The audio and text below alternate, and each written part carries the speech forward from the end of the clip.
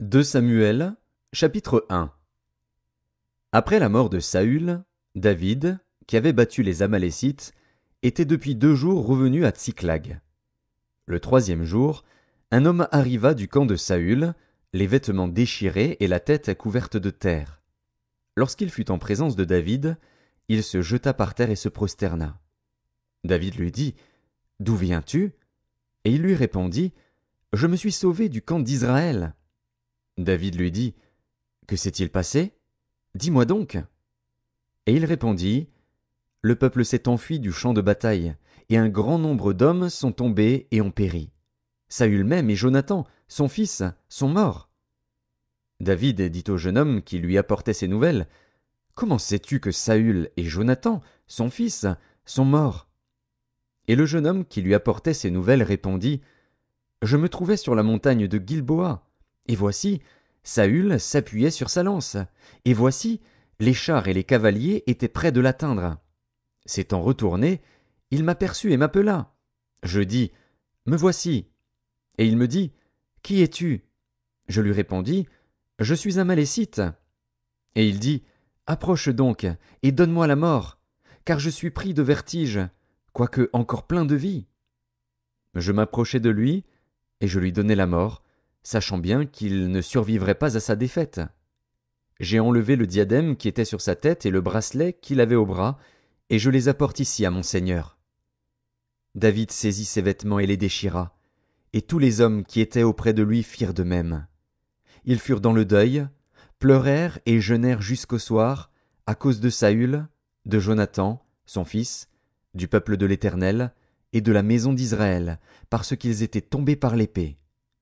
David dit au jeune homme qui lui avait apporté ces nouvelles, « D'où es-tu » Et il répondit, « Je suis le fils d'un étranger, d'un Amalécite. » David lui dit, « Comment n'as-tu pas craint de porter la main sur l'oint de l'Éternel et de lui donner la mort » Et David appela l'un de ses gens et dit, « Approche, et tue-le. » Cet homme frappa l'Amalécite, qui mourut.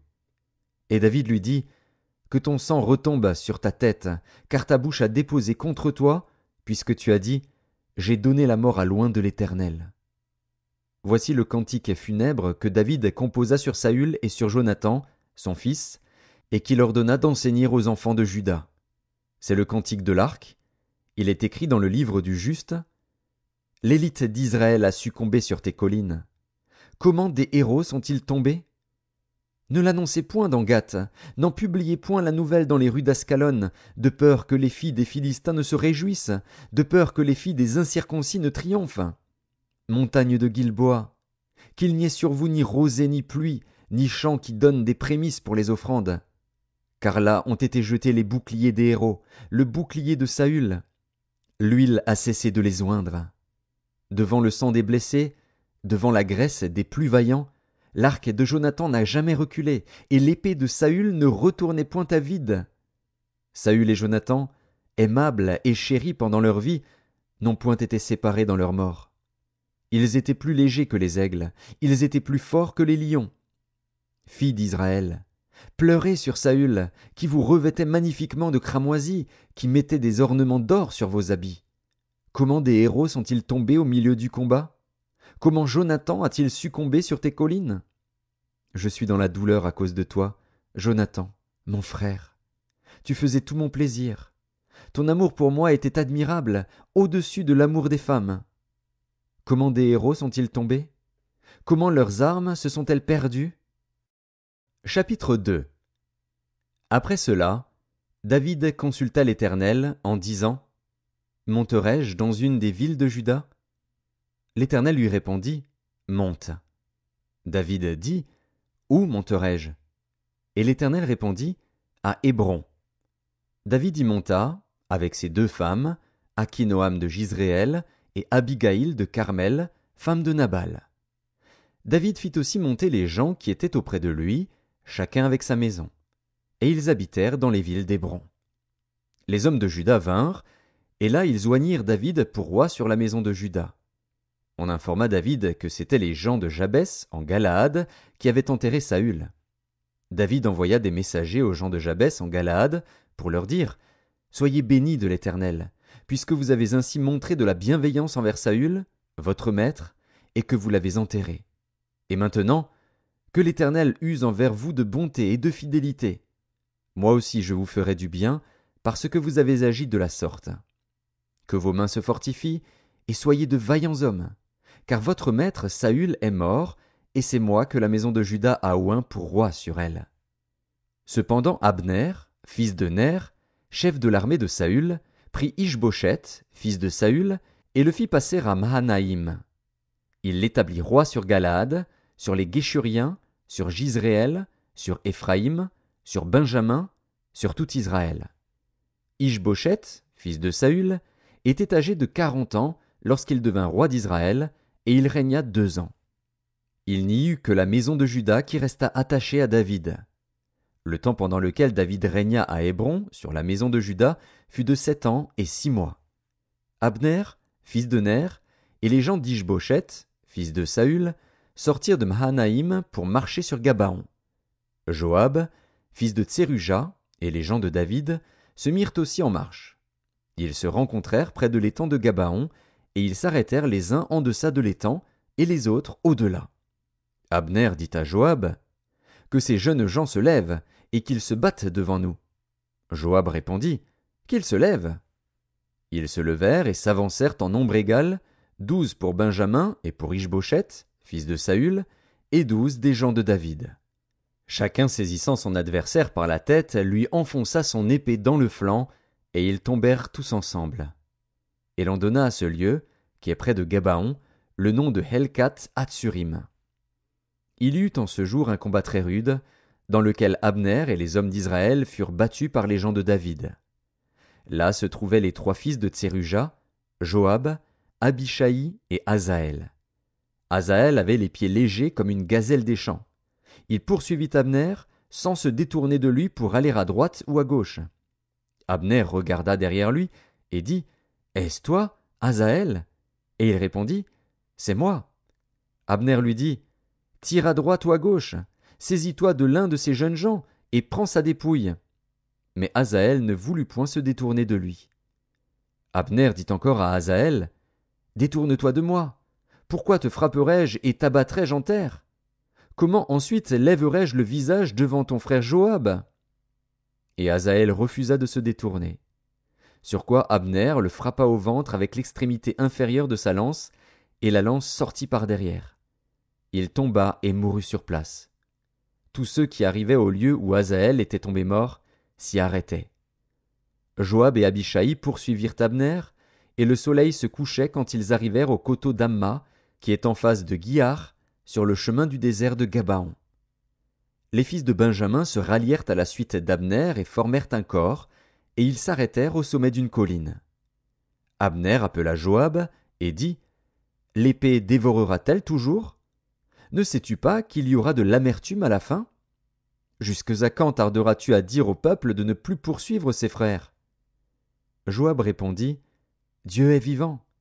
Si tu n'eusses parlé, le peuple n'aurait pas cessé avant le matin de poursuivre ses frères. » Et Joab sonna de la trompette, et tout le peuple s'arrêta.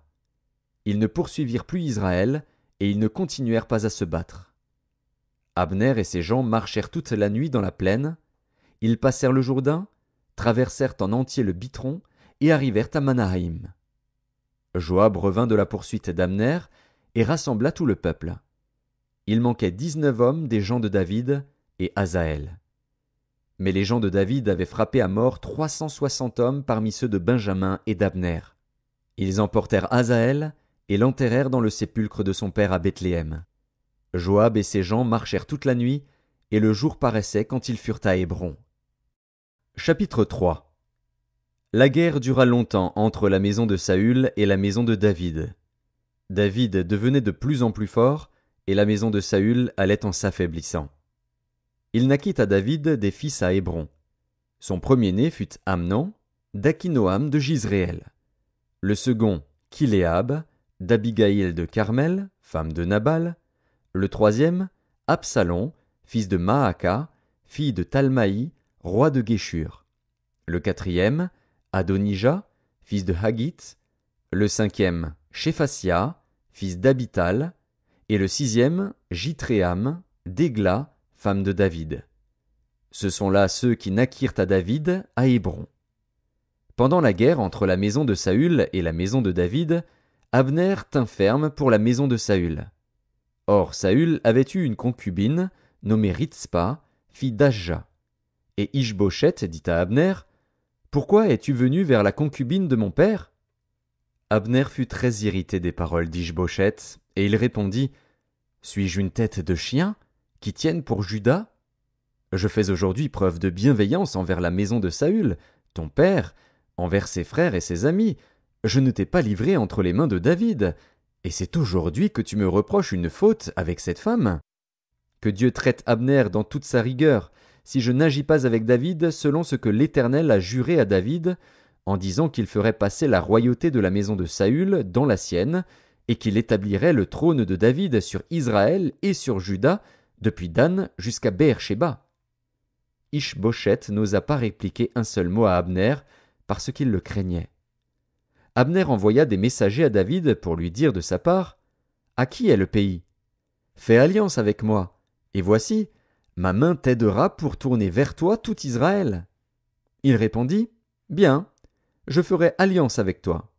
Mais je te demande une chose, c'est que tu ne vois point ma face, à moins que tu n'amènes d'abord Michal, fille de Saül, en venant auprès de moi. » Et David envoya des messagers à Ish-Boshet, fils de Saül, pour lui dire, « Donne-moi ma femme Michal, que j'ai fiancée pour 100 prépuces de Philistins. » Ish-Boshet la fit prendre chez son mari Paltiel, fils de Laïch. Et son mari la suivit en pleurant jusqu'à Bachurim. Alors Abner lui dit, « Va, retourne-t'en. » Et il s'en retourna.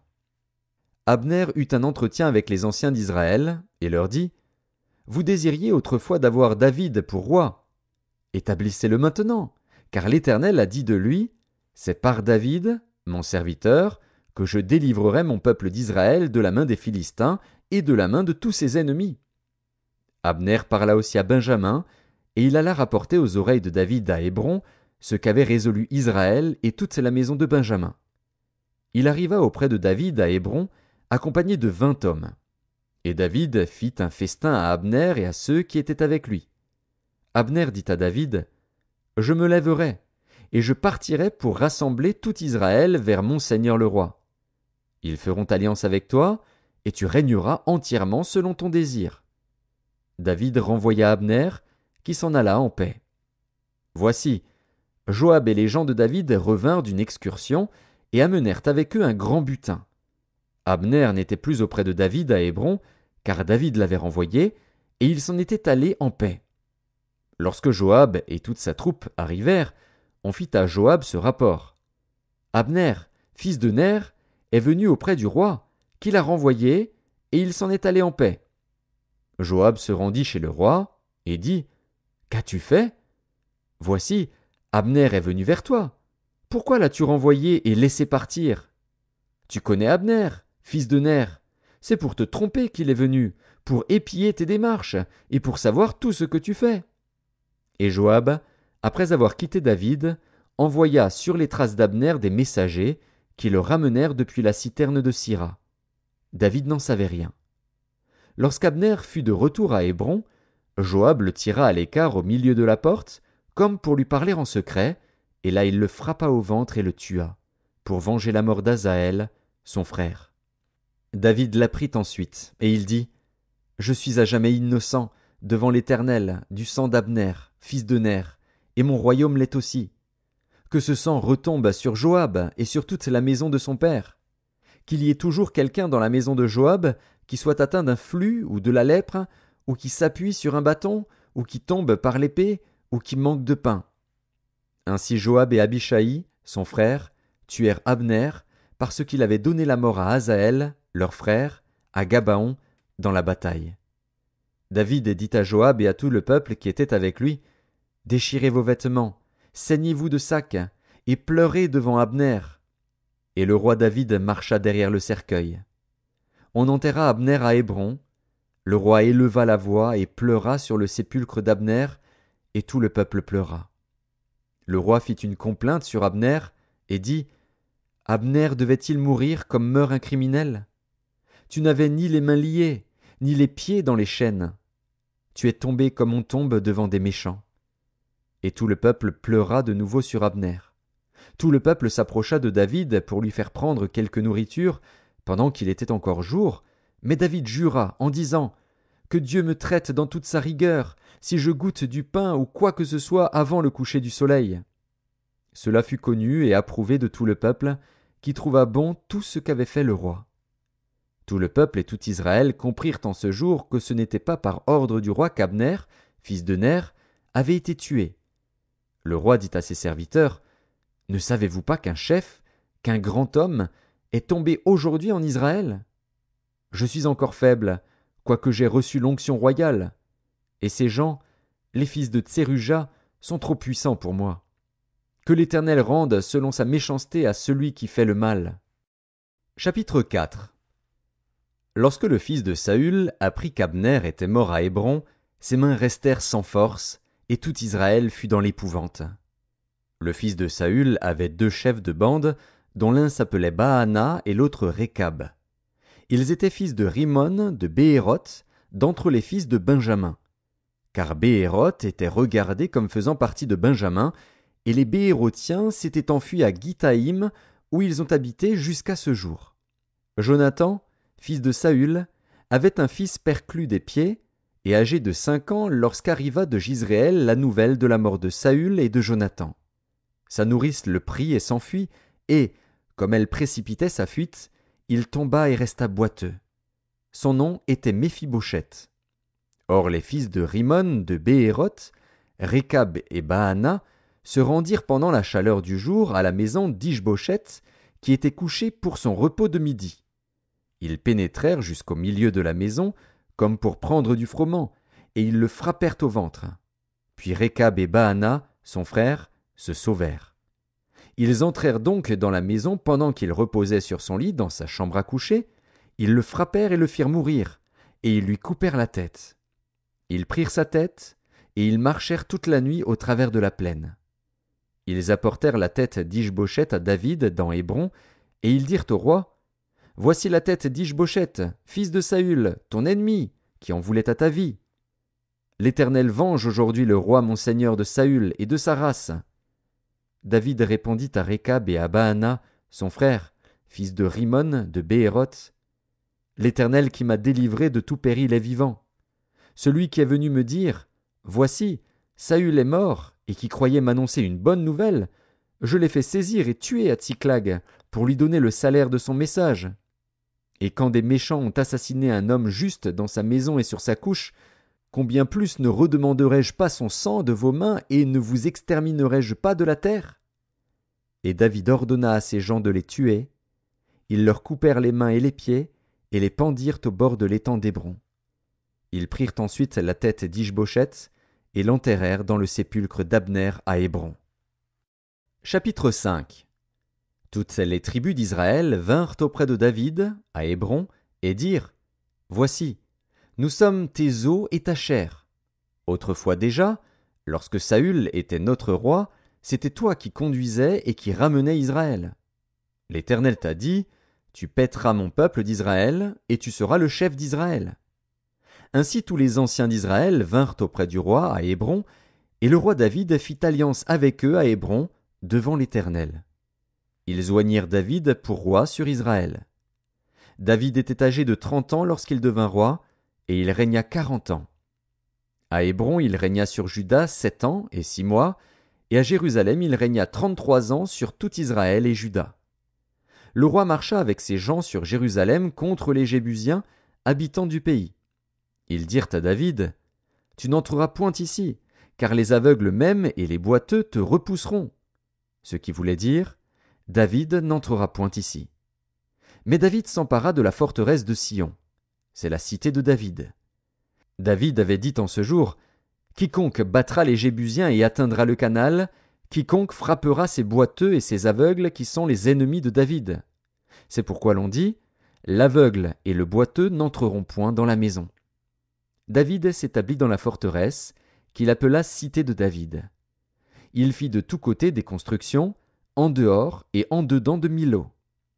David devenait de plus en plus grand, et l'Éternel, le Dieu des armées, était avec lui. Hiram, roi de Tyr, envoya des messagers à David, et du bois de cèdre, et des charpentiers et des tailleurs de pierre, qui bâtirent une maison pour David.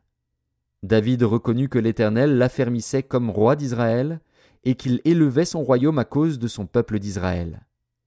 David prit encore des concubines et des femmes de Jérusalem, après qu'il fut venu d'Hébron, et il lui naquit encore des fils et des filles. Voici les noms de ceux qui lui naquirent à Jérusalem: Shammua, Shobab, Nathan, Salomon, Jibar, Élishua, Népheg, Japhia, Élishama, Eliada et Éliphélet. Les Philistins apprirent qu'on avait oint David pour roi sur Israël, et ils montèrent tous à sa recherche. David, qui en fut informé, descendit à la forteresse. Les Philistins arrivèrent et se répandirent dans la vallée des Réphaïm. David consulta l'Éternel en disant: Monterai-je contre les Philistins? Les livreras-tu entre mes mains? Et l'Éternel dit à David: Monte, car je livrerai les Philistins entre tes mains. David vint à Baal-Pératsim, où il les battit. Puis il dit: L'Éternel a dispersé mes ennemis devant moi, comme des eaux qui s'écoulent. C'est pourquoi l'on a donné à ce lieu le nom de Baal-Pératsim. Ils laissèrent là leurs idoles, et David et ses gens les emportèrent. Les Philistins montèrent de nouveau, et se répandirent dans la vallée des Réphaïm. David consulta l'Éternel, et l'Éternel dit: Tu ne monteras pas. Tourne-les par derrière, et tu arriveras sur eux vis-à-vis des mûriers. Quand tu entendras un bruit de pas dans les cimes des mûriers, alors hâte-toi, car c'est l'Éternel qui marche devant toi pour battre l'armée des Philistins.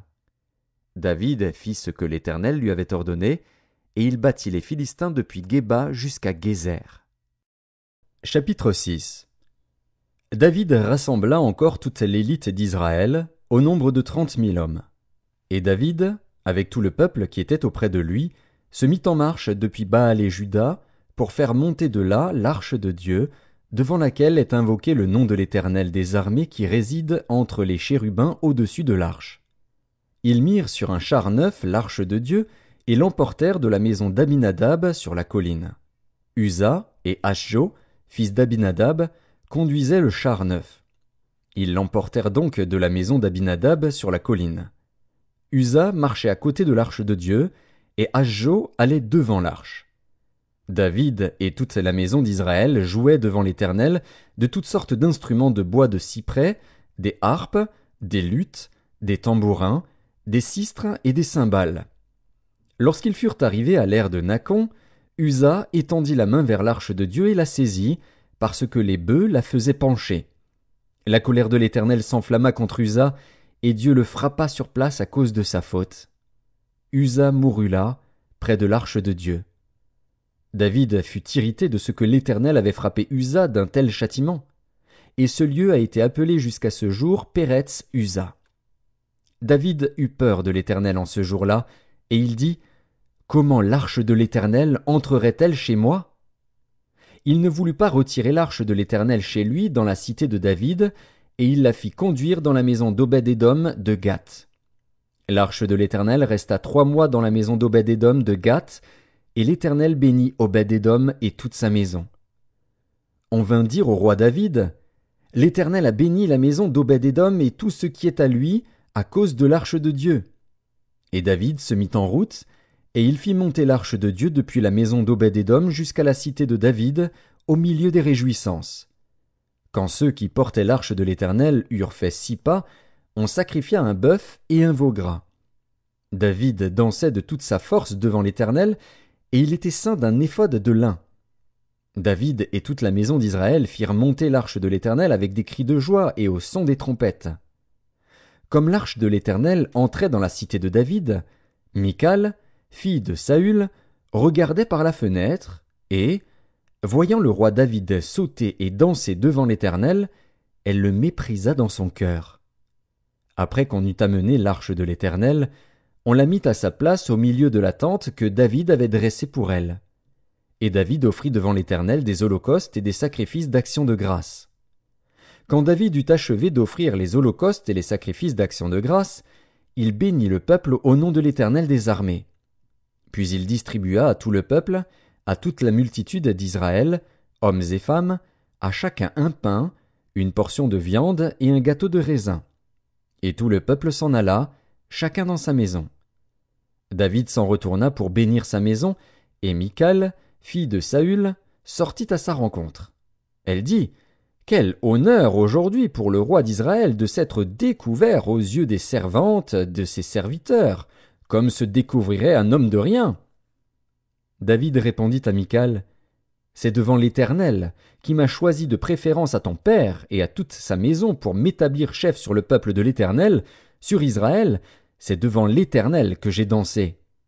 Je veux paraître encore plus vil que cela, et m'abaisser à mes propres yeux.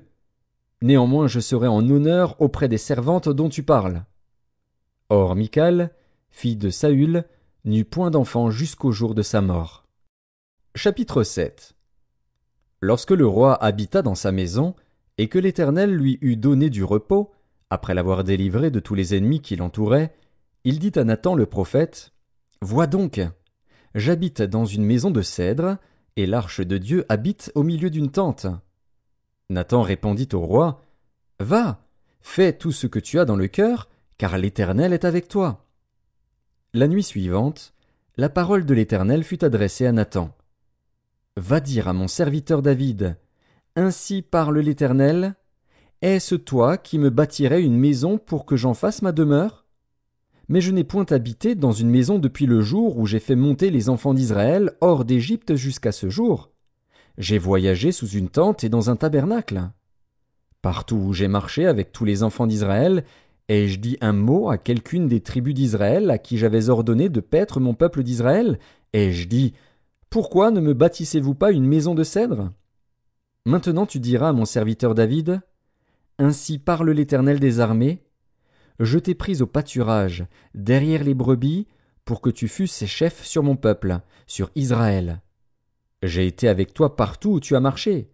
J'ai exterminé tous tes ennemis devant toi, et j'ai rendu ton nom grand comme le nom des grands qui sont sur la terre. J'ai donné une demeure à mon peuple, à Israël, et je l'ai planté pour qu'il y soit fixé et ne soit plus agité, pour que les méchants ne l'oppriment plus comme auparavant, et comme à l'époque où j'avais établi des juges sur mon peuple d'Israël. Je t'ai accordé du repos en te délivrant de tous tes ennemis. Et l'Éternel t'annonce qu'il te créera une maison.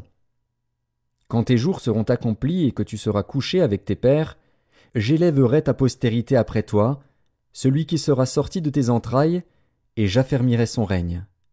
Ce sera lui qui bâtira une maison à mon nom, et j'affermirai pour toujours le trône de son royaume. Je serai pour lui un père, et il sera pour moi un fils. S'il fait le mal, je le châtierai avec la verge des hommes et avec les coups des enfants des hommes. Mais ma grâce ne se retirera point de lui, comme je l'ai retiré de Saül, que j'ai rejeté devant toi. Ta maison et ton règne seront pour toujours assurés, ton trône sera pour toujours affermi. » Nathan rapporta à David toutes ces paroles et toute cette vision. Et le roi David alla se présenter devant l'Éternel, et dit: « Qui suis-je, Seigneur Éternel? Et quelle est ma maison, pour que tu m'aies fait parvenir où je suis? C'est encore peu de choses à tes yeux, Seigneur Éternel. Tu parles aussi de la maison de ton serviteur pour les temps à venir, et tu daignes instruire un homme de ces choses, Seigneur Éternel. Que pourrait te dire de plus David? Tu connais ton serviteur, Seigneur Éternel. À cause de ta parole, et selon ton cœur, tu as fait toutes ces grandes choses pour les révéler à ton serviteur. Que tu es donc grand, Éternel Dieu, car nul n'est semblable à toi, et il n'y a point d'autre Dieu que toi, d'après tout ce que nous avons entendu de nos oreilles. Est-il sur la terre une seule nation qui soit comme ton peuple, comme Israël, que Dieu est venu racheter pour en former son peuple, pour se faire un nom et pour accomplir en sa faveur, en faveur de ton pays, des miracles et des prodiges, en chassant devant ton peuple, que tu as racheté d'Égypte, des nations et leurs dieux? Tu as affermi ton peuple d'Israël, pour qu'il fût ton peuple à toujours. Et toi, Éternel, tu es devenu son Dieu. Maintenant, Éternel Dieu, fais subsister jusque dans l'éternité la parole que tu as prononcée sur ton serviteur et sur sa maison, et agis selon ta parole. Que ton nom soit jamais glorifié, et que l'on dise « L'Éternel des armées est le Dieu d'Israël », et que la maison de ton serviteur David soit affermie devant toi. Car toi-même, Éternel des armées, Dieu d'Israël, tu t'es révélé à ton serviteur en disant « Je te fonderai une maison ». C'est pourquoi ton serviteur a pris courage pour t'adresser cette prière. Maintenant, Seigneur Éternel, tu es Dieu, et tes paroles sont vérité, et tu as annoncé cette grâce à ton serviteur. Veuille donc bénir la maison de ton serviteur, afin qu'elle subsiste à toujours devant toi. Car c'est toi, Seigneur Éternel, qui as parlé, et par ta bénédiction la maison de ton serviteur sera bénie éternellement. Chapitre 8. Après cela, David battit les Philistins et les humilia, et il enleva de la main des Philistins les rênes de leur capitale.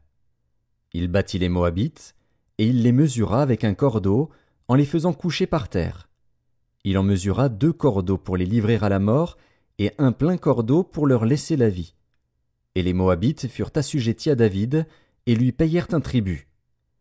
David battit Hadadézer, fils de Rehob, roi de Tsoba, lorsqu'il alla rétablir sa domination sur le fleuve de l'Euphrate.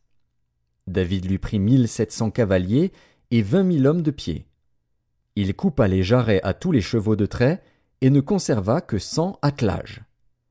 Les Syriens de Damas vinrent au secours d'Hadadézer, roi de Tsoba, et David battit 22 000 Syriens.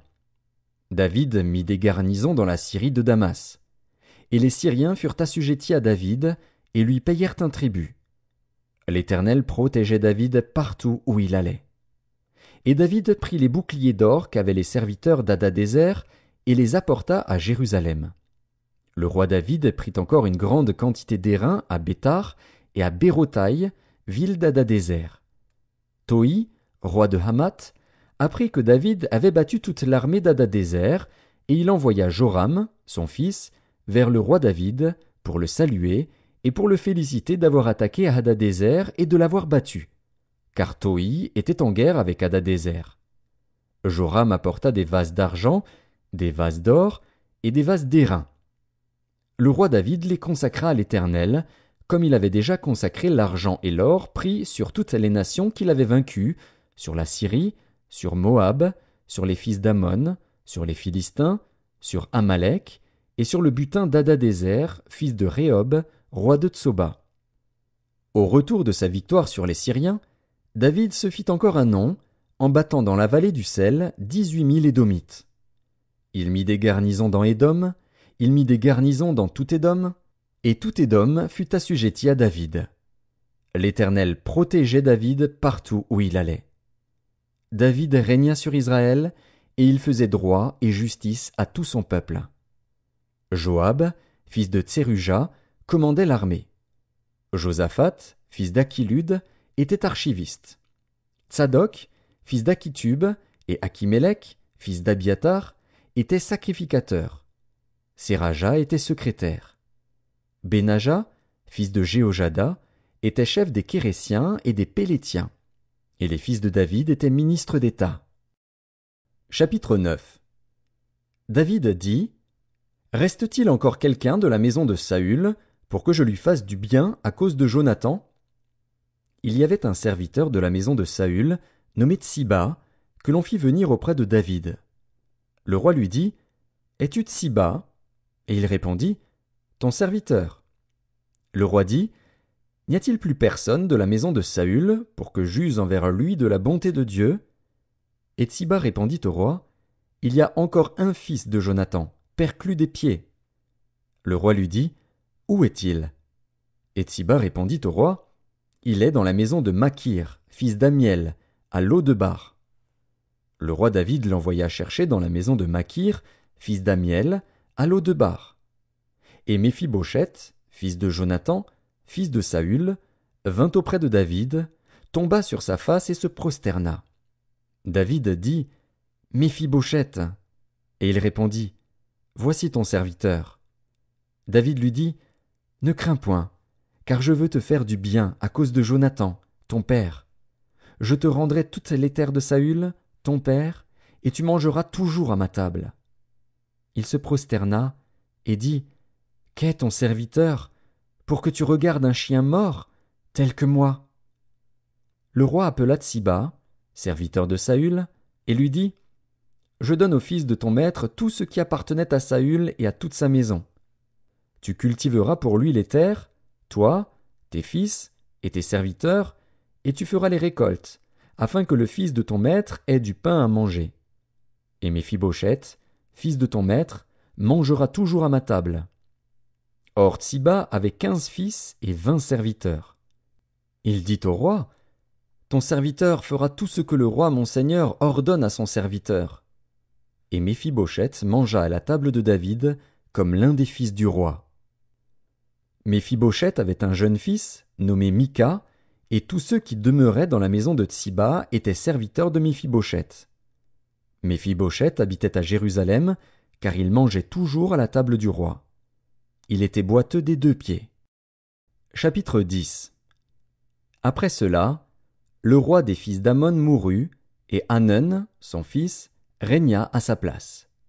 David dit, « Je montrerai de la bienveillance à Hanun, fils de Nakash, comme son père en a montré à mon égard. » Et David envoya ses serviteurs pour le consoler au sujet de son père.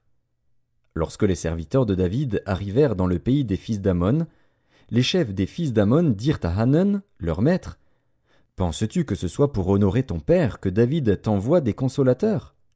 N'est-ce pas pour reconnaître et explorer la ville et pour la détruire qu'il envoie ses serviteurs auprès de toi? » Alors Hanun saisit les serviteurs de David, leur fit raser la moitié de la barbe et fit couper leurs habits par le milieu jusqu'au haut des cuisses. Puis il les congédia. David, qui fut informé, envoya des gens à leur rencontre, car ces hommes étaient dans une grande confusion. Et le roi leur fit dire, « Restez à Jéricho jusqu'à ce que votre barbe ait repoussé, et revenez ensuite. » Les fils d'Ammon, voyant qu'ils s'étaient rendus odieux à David, firent enrôler à leur solde 20 000 hommes de pied chez les Syriens de Beth-Rehob et chez les Syriens de Tsoba, 1 000 hommes chez le roi de Maaka, et 12 000 hommes chez les gens de Tob. À cette nouvelle, David envoya contre eux Joab et toute l'armée, les hommes vaillants. Les fils d'Ammon sortirent et se rangèrent en bataille à l'entrée de la porte. Les Syriens de Tsoba et de Rehob, et les hommes de Tob et de Maaka, étaient à part dans la campagne. Joab vit qu'il avait à combattre par devant et par derrière. Il choisit alors sur toute l'élite d'Israël un corps qu'il opposa aux Syriens. Et il plaça sous le commandement de son frère Abishai le reste du peuple pour faire face aux fils d'Ammon. Il dit, « Si les Syriens sont plus forts que moi, tu viendras à mon secours. Et si les fils d'Ammon sont plus forts que toi, j'irai te secourir. Sois ferme, et montrons du courage pour notre peuple et pour les villes de notre Dieu, et que l'Éternel fasse ce qui lui semblera bon. » Joab, avec son peuple, s'avança pour attaquer les Syriens, et ils s'enfuirent devant lui. Et quand les fils d'Ammon virent que les Syriens avaient pris la fuite, ils s'enfuirent aussi devant Abishai et rentrèrent dans la ville. Joab s'éloigna des fils d'Ammon et revint à Jérusalem. Les Syriens, voyant qu'ils avaient été battus par Israël, réunirent leurs forces. Hadadézer envoya chercher les Syriens qui étaient de l'autre côté du fleuve, et ils arrivèrent à Hélam, ayant à leur tête Shobak, chef de l'armée d'Hadadézer. On l'annonça à David, qui assembla tout Israël, passa le Jourdain et vint à Hélam. Les Syriens se préparèrent à la rencontre de David et lui livrèrent bataille. Mais les Syriens s'enfuirent devant Israël. Et David leur tua les troupes de 700 chars et 40 000 cavaliers. Il frappa aussi le chef de leur armée, Shobak, qui mourut sur place. Tous les rois soumis à Hadadézer, se voyant battus par Israël, firent la paix avec Israël et lui furent assujettis. Et les Syriens n'osèrent plus secourir les fils d'Ammon. Chapitre 11. L'année suivante, au temps où les rois se mettaient en campagne, David envoya Joab, avec ses serviteurs et tout Israël, pour détruire les fils d'Ammon et pour assiéger Rabat. Mais David resta à Jérusalem.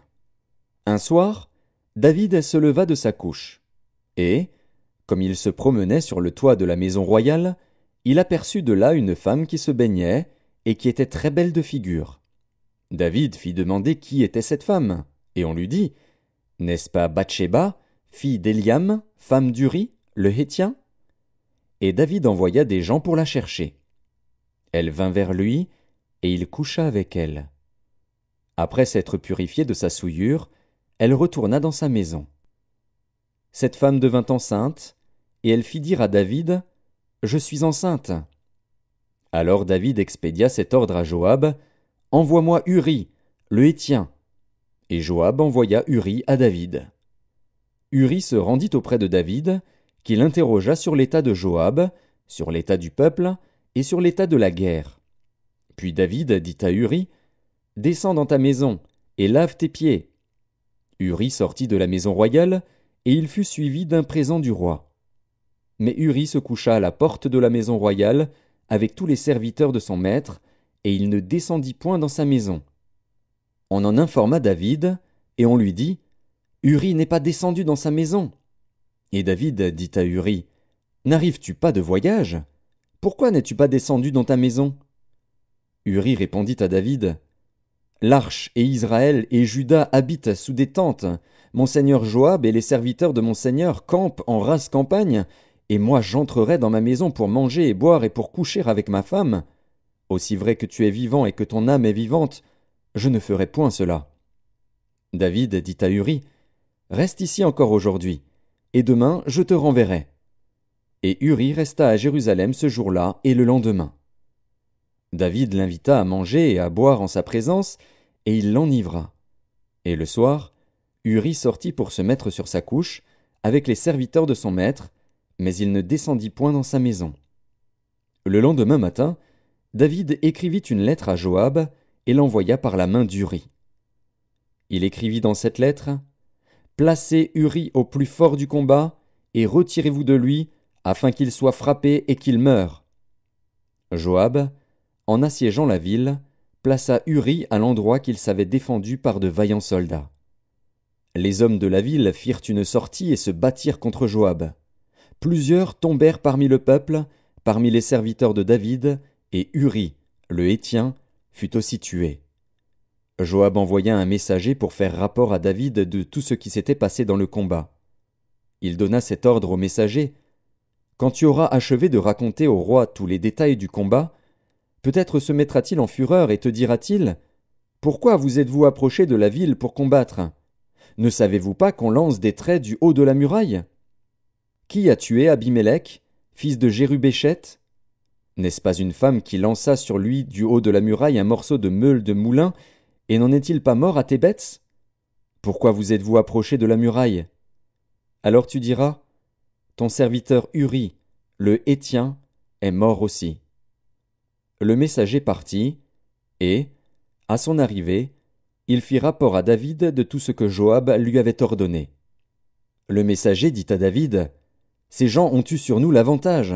Ils avaient fait une sortie contre nous dans les champs, et nous les avons repoussés jusqu'à l'entrée de la porte. Les archers ont tiré du haut de la muraille sur tes serviteurs, et plusieurs des serviteurs du roi ont été tués, et ton serviteur Uri, le Héthien, est mort aussi. » David dit au messager, « Voici ce que tu diras à Joab. Ne sois point peiné de cette affaire, car l'épée dévore tantôt l'un, tantôt l'autre. Attaque vigoureusement la ville et renverse-la. Et toi, encourage-le. » La femme d'Uri apprit que son mari était mort, et elle pleura son mari. Quand le deuil fut passé, David l'envoya chercher et la recueillit dans sa maison. Elle devint sa femme, et lui enfanta un fils.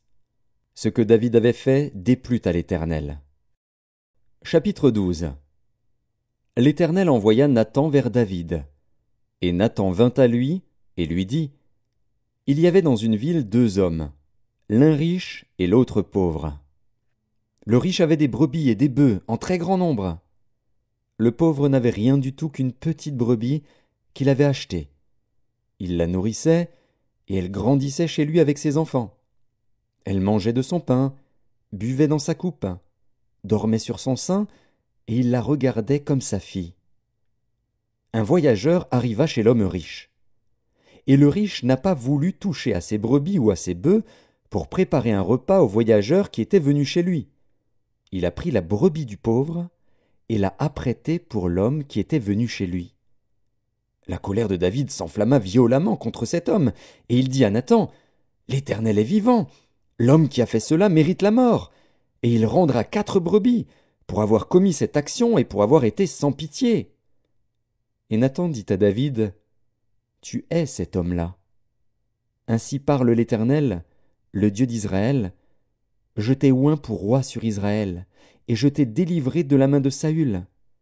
Je t'ai mis en possession de la maison de ton maître. J'ai placé dans ton sein les femmes de ton maître, et je t'ai donné la maison d'Israël et de Juda. Et si cela eût été peu, j'y aurais encore ajouté. Pourquoi donc as-tu méprisé la parole de l'Éternel en faisant ce qui est mal à ses yeux? Tu as frappé de l'épée Uri, le Hétien. Tu as pris sa femme pour en faire ta femme, et lui, tu l'as tué par l'épée des fils d'Ammon.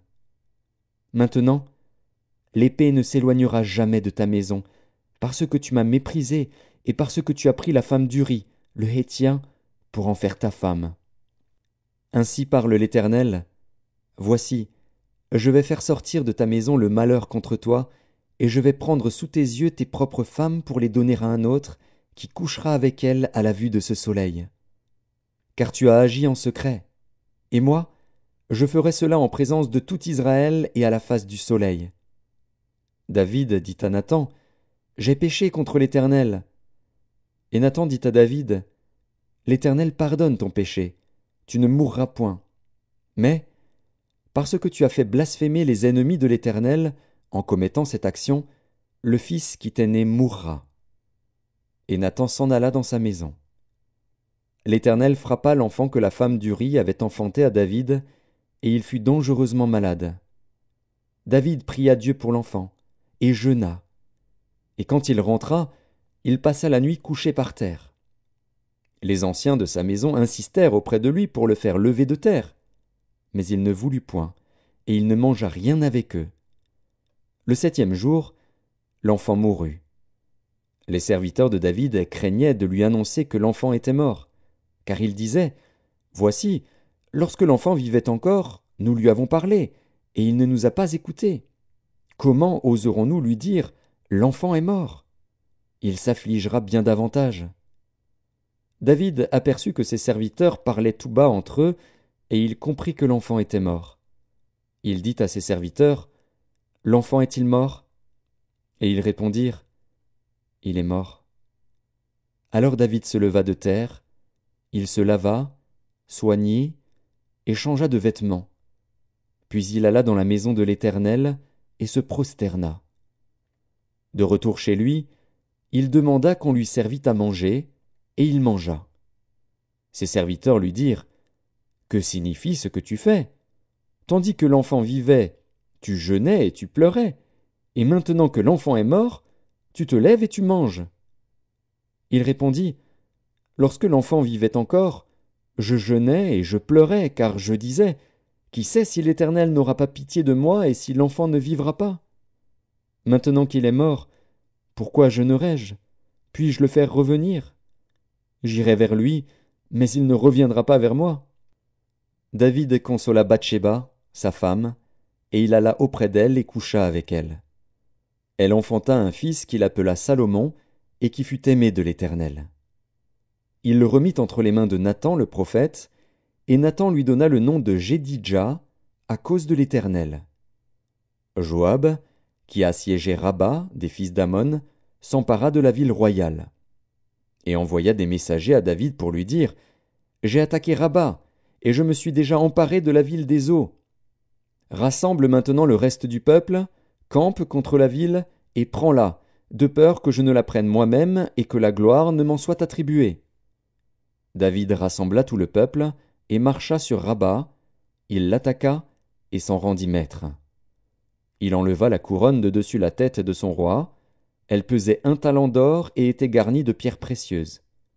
On la mit sur la tête de David, qui emporta de la ville un très grand butin. Il fit sortir les habitants, et il les plaça sous des scies, des herses de fer et des haches de fer, et les fit passer par des fours à briques. Il traita de même toutes les villes des fils d'Ammon. David retourna à Jérusalem avec tout le peuple. Chapitre 13. Après cela, voici ce qui arriva. Absalom, fils de David, avait une sœur qui était belle et qui s'appelait Tamar. Et Amnon, fils de David, l'aima. Amnon était tourmenté jusqu'à se rendre malade à cause de Tamar, sa sœur, car elle était vierge, et il paraissait difficile à Amnon de faire sur elle la moindre tentative.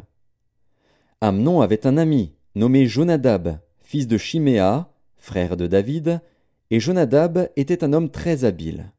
Il lui dit, « Pourquoi deviens-tu, ainsi chaque matin, plus maigre, toi, fils de roi? Ne veux-tu pas me le dire ?» Amnon lui répondit, « J'aime Tamar, sœur d'Absalom, mon frère. » Jonadab lui dit, « Mets-toi au lit et fais le malade.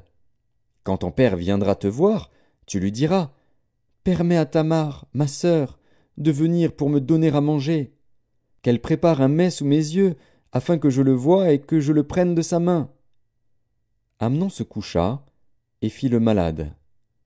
Le roi vint le voir, et Amnon dit au roi, « Je te prie que Tamar, ma sœur, vienne faire 2 gâteaux sous mes yeux, et que je les mange de sa main. » David envoya dire à Tamar dans l'intérieur des appartements, « Va dans la maison d'Amnon, ton frère, et prépare-lui un mets. » Tamar alla dans la maison d'Amnon, son frère, qui était couché. Elle prit de la pâte, la pétrit, prépara devant lui des gâteaux, et les fit cuire. Prenant ensuite la poêle, elle les versa devant lui. Mais Amnon refusa de manger.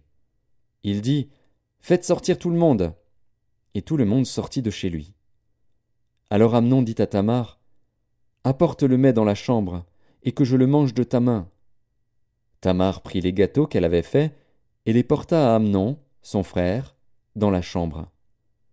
Comme elle les lui présentait à manger, il la saisit et lui dit, « Viens, couche avec moi, ma sœur. » Elle lui répondit, « Non, mon frère, ne me déshonore pas, car on n'agit point ainsi en Israël.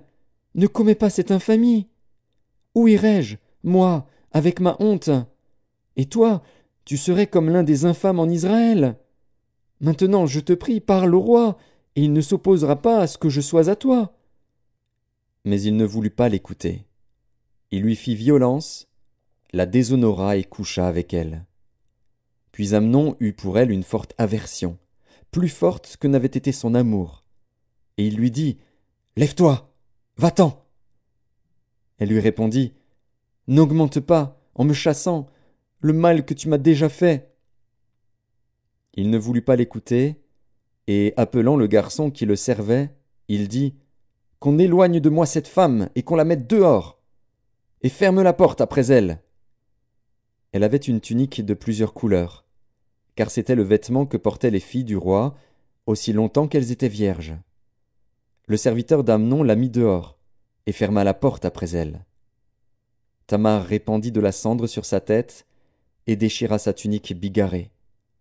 Elle mit la main sur sa tête, et s'en alla en poussant des cris.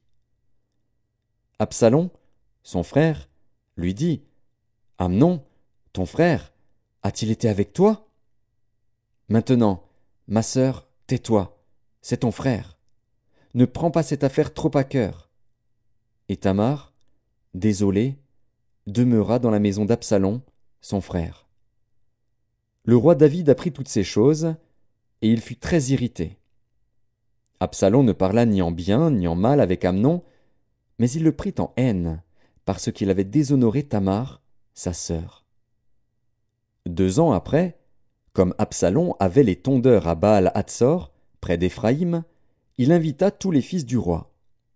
Absalom alla vers le roi et dit, « Voici, ton serviteur a les tondeurs, que le roi et ses serviteurs viennent chez ton serviteur. » Et le roi dit à Absalom, « Non, mon fils, nous n'irons pas tous, de peur que nous ne te soyons à charge. » Absalom le pressa, mais le roi ne voulut point aller, et il le bénit. Absalom dit, « Permets du moins à Amnon, mon frère, de venir avec nous. » Le roi lui répondit, « Pourquoi irait-il chez toi? » Sur les instances d'Absalom, le roi laissa aller avec lui Amnon et tous ses fils. Absalom donna cet ordre à ses serviteurs, Faites attention quand le cœur d'Amnon sera égayé par le vin et que je vous dirai « Frappez Amnon !» Alors tuez-le. Ne craignez point. N'est-ce pas moi qui vous l'ordonne? Soyez fermes et montrez du courage. Les serviteurs d'Absalom traitèrent Amnon comme Absalom l'avait ordonné. Et tous les fils du roi se levèrent, montèrent chacun sur son mulet, et s'enfuirent. Comme ils étaient en chemin, le bruit parvint à David qu'Absalom avait tué tous les fils du roi, et qu'il n'en était pas resté un seul. Le roi se leva, déchira ses vêtements, et se coucha par terre. Et tous ses serviteurs étaient là, les vêtements déchirés. Jonadab, fils de Chiméa, frère de David, prit la parole et dit « Que mon seigneur ne pense point que tous les jeunes gens, fils du roi, ont été tués, car Amnon seul est mort. Et c'est l'effet d'une résolution d'Absalom, depuis le jour où Amnon a déshonoré Tamar, sa sœur. Que le roi mon seigneur ne se tourmente donc point dans l'idée que tous les fils du roi sont morts, car Amnon seul est mort. » Absalom prit la fuite. Or le jeune homme placé en sentinelle leva les yeux et regarda. Et voici, une grande troupe venait par le chemin qui était derrière lui, du côté de la montagne. Jonadab dit au roi, « Voici les fils du roi qui arrivent. » Ainsi se confirme ce que disait ton serviteur. Comme il achevait de parler, voici, les fils du roi arrivèrent. Ils élevèrent la voix et pleurèrent. Le roi aussi et tous ses serviteurs versèrent d'abondantes larmes. Absalom s'était enfui, et il alla chez Talmaï, fils d'Amihur, roi de Guéshur. Et David pleurait tous les jours son fils. Absalom resta 3 ans à Guéshur, où il était allé, après avoir pris la fuite. Le roi David cessa de poursuivre Absalom, car il était consolé de la mort d'Amnon. Chapitre 14. Joab, fils de Tseruja, s'aperçut que le cœur du roi était porté pour Absalom. Il envoya chercher à Tekoa une femme habile, et il lui dit « Montre-toi désolé, et revêt des habits de deuil. Ne toins pas d'huile, et sois comme une femme qui depuis longtemps pleure un mort. Tu iras ainsi vers le roi, et tu lui parleras de cette manière. » Et Joab lui mit dans la bouche ce qu'elle devait dire. La femme de Tekoa alla parler au roi. Elle tomba la face contre terre et se prosterna, et elle dit « Ô roi, sauve-moi !»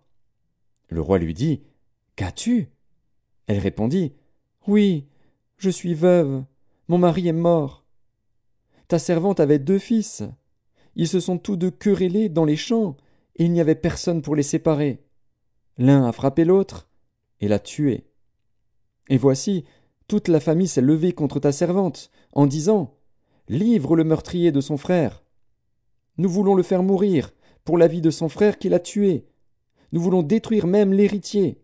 Ils éteindraient ainsi le tison qui me reste, pour ne laisser à mon mari ni nom ni survivant sur la face de la terre. » Le roi dit à la femme « Va dans ta maison. Je donnerai des ordres à ton sujet. » La femme de Tekoa dit au roi « C'est sur moi, ô roi mon seigneur, et sur la maison de mon père, que le châtiment va tomber. Le roi et son trône n'auront pas à en souffrir. » Le roi dit « Si quelqu'un parle contre toi, amène-le-moi, et il ne lui arrivera plus de te toucher. » Elle dit « Que le roi se souvienne de l'Éternel, ton Dieu, afin que le vengeur du sang n'augmente pas la ruine, et qu'on ne détruise pas mon fils. » Et il dit « L'Éternel est vivant. Il ne tombera pas à terre un cheveu de ton fils. » La femme dit « Permets que ta servante dise un mot à mon seigneur le roi. » Et il dit « Parle. » La femme dit « Pourquoi penses-tu de la sorte à l'égard du peuple de Dieu, puisqu'il résulte des paroles mêmes du roi que le roi est comme coupable en ne rappelant pas celui qui l'a proscrit? Il nous faut certainement mourir, et nous serons comme des eaux répandues à terre et qui ne se rassemblent plus. Dieu n'ôte pas la vie, mais il désire que le fugitif ne reste pas banni de sa présence. Maintenant, si je suis venu dire ces choses au roi mon seigneur, c'est que le peuple m'a effrayé. Et ta servante a dit, je veux parler au roi. Peut-être le roi fera-t-il ce que dira sa servante. Oui, le roi écoutera sa servante, pour la délivrer de la main de ceux qui cherchent à nous exterminer, moi et mon fils, de l'héritage de Dieu. Ta servante a dit, que la parole de mon seigneur le roi me donne le repos. car mon seigneur le roi est comme un ange de Dieu, prêt à entendre le bien et le mal, et que l'Éternel, ton Dieu, soit avec toi. » Le roi répondit et dit à la femme, « Ne me cache pas ce que je vais te demander. » Et la femme dit, « Que mon seigneur le roi parle. » Le roi dit alors, « La main de Joab n'est-elle pas avec toi dans tout ceci ?»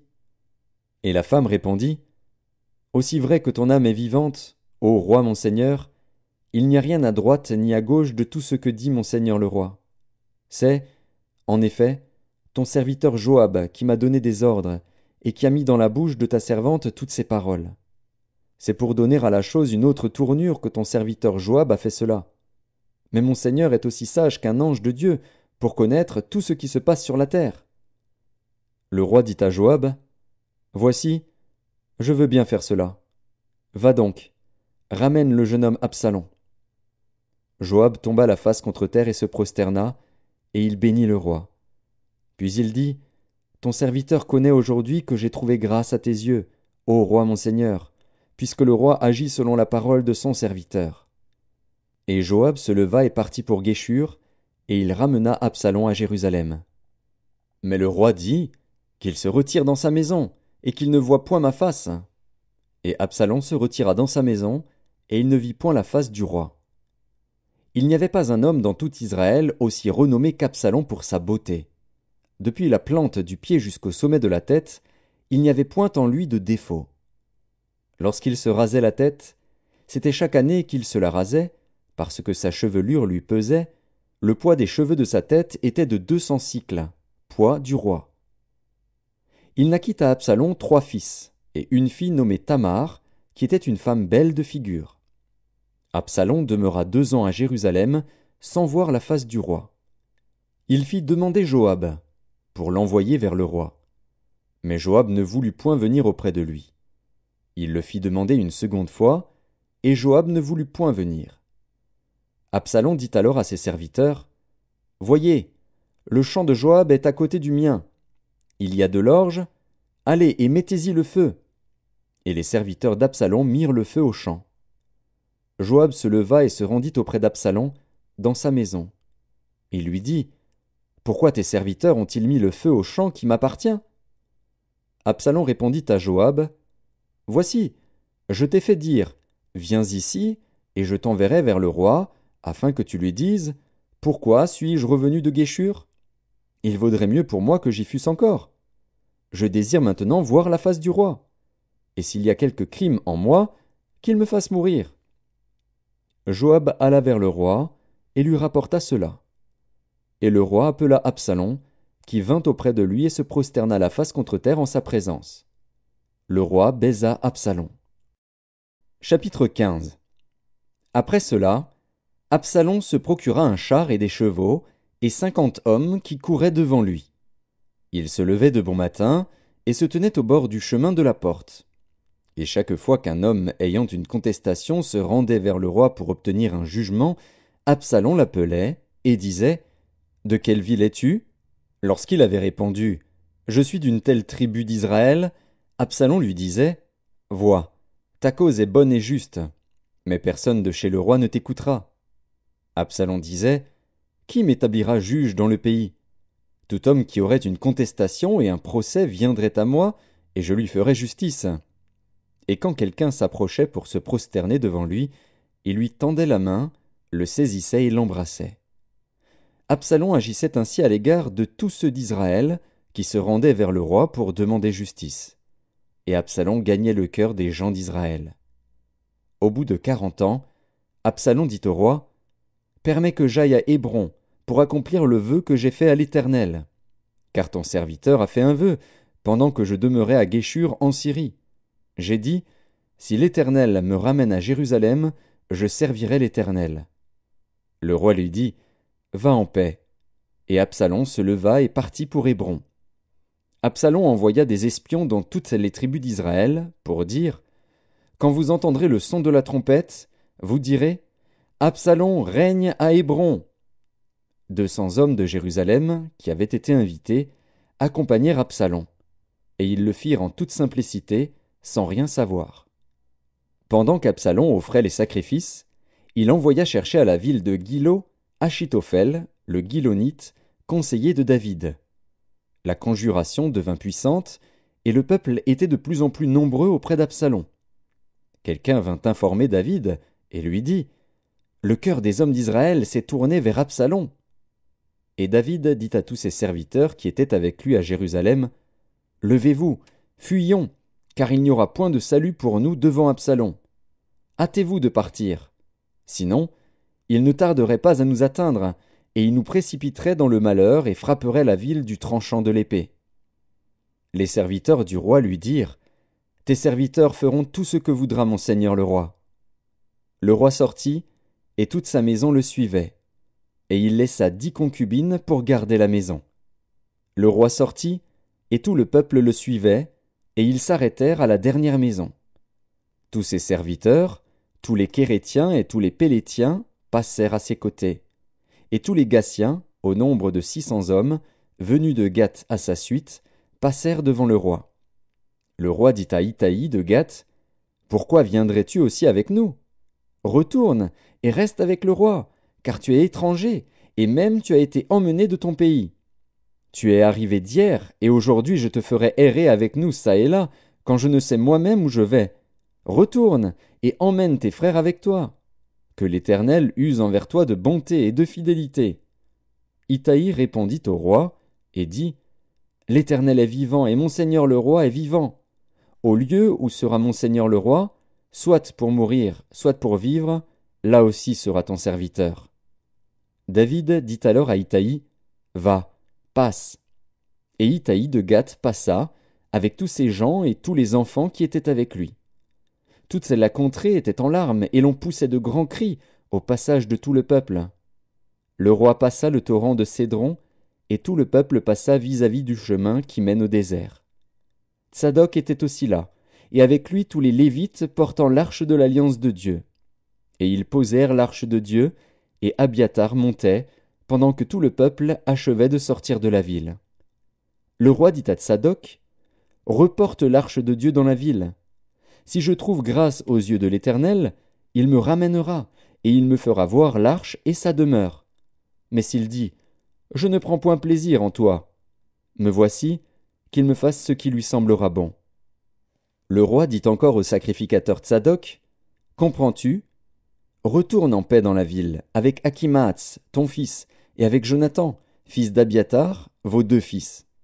Voyez, j'attendrai dans les plaines du désert, jusqu'à ce qu'il m'arrive des nouvelles de votre part. » Ainsi Tsadok et Abiatar reportèrent l'arche de Dieu à Jérusalem, et ils y restèrent. David monta la colline des Oliviers. Il montait en pleurant et la tête couverte, et il marchait nu-pieds. Et tous ceux qui étaient avec lui se couvrirent aussi la tête, et il montait en pleurant. On vint dire à David, « Achitophel est avec Absalom parmi les conjurés. » Et David dit, « Ô Éternel, réduis à néant les conseils d'Achitophel. » Lorsque David fut arrivé au sommet, où il se prosterna devant Dieu, voici, Hushaï, l'Archien, vint au-devant de lui, la tunique déchirée et la tête couverte de terre. David lui dit, « Si tu viens avec moi, tu me seras à charge. Et, au contraire, tu anéantiras en ma faveur les conseils d'Achitophel, si tu retournes à la ville, et que tu dises à Absalom, « Ô roi, je serai ton serviteur.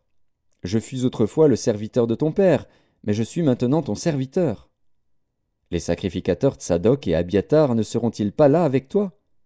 Tout ce que tu apprendras de la maison du roi, tu le diras aux sacrificateurs Tsadok et Abiatar.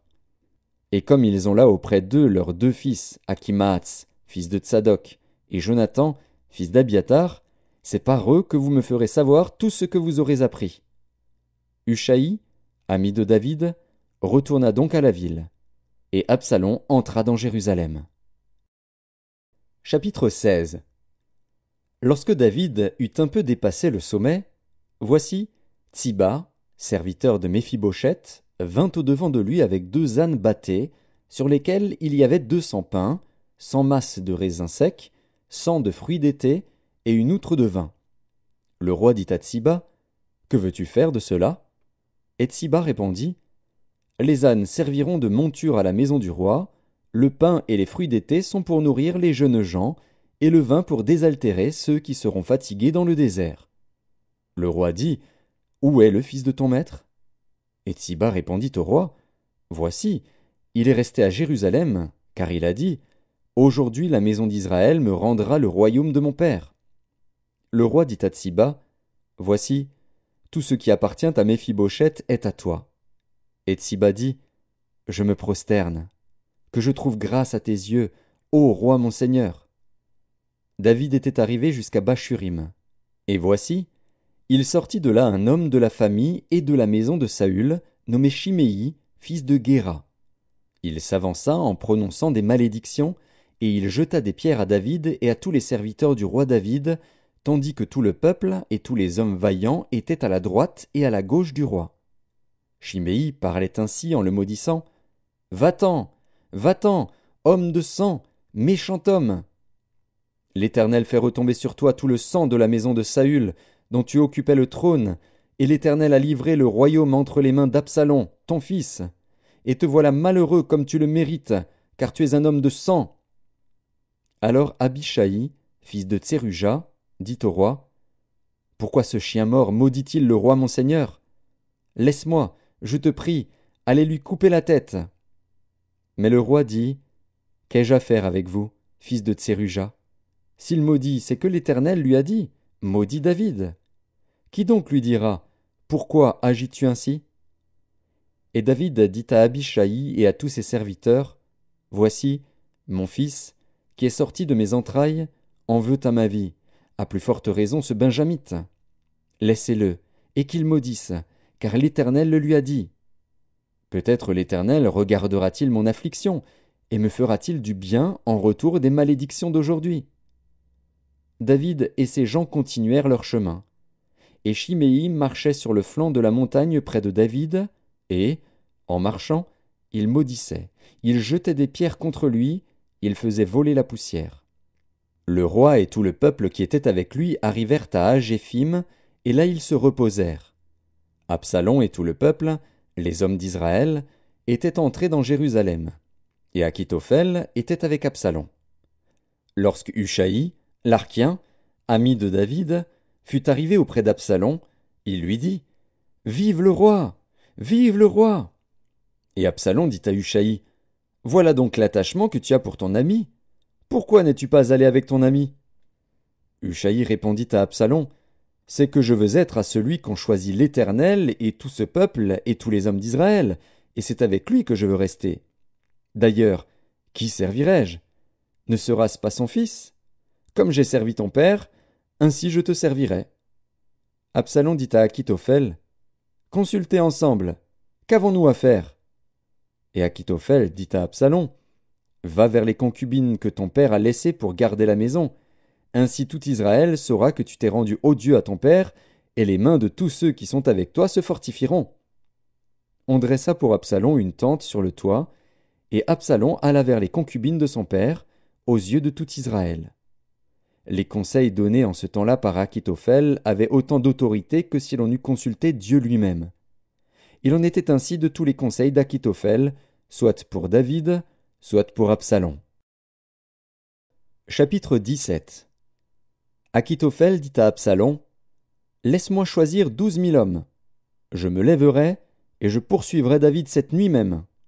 Je le surprendrai pendant qu'il est fatigué et que ses mains sont affaiblies. Je l'épouvanterai, et tout le peuple qui est avec lui s'enfuira. Je frapperai le roi seul, et je ramènerai à toi tout le peuple.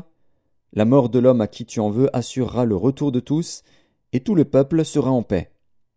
Cette parole plut à Absalom et à tous les anciens d'Israël. Cependant Absalom dit, Appelez encore Hushaï, l'Archien, et que nous entendions aussi ce qu'il dira.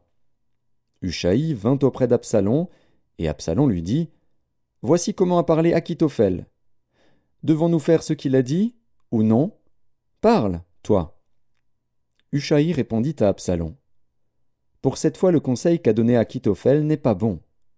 Et Hushaï dit, Tu connais la bravoure de ton père et de ses gens.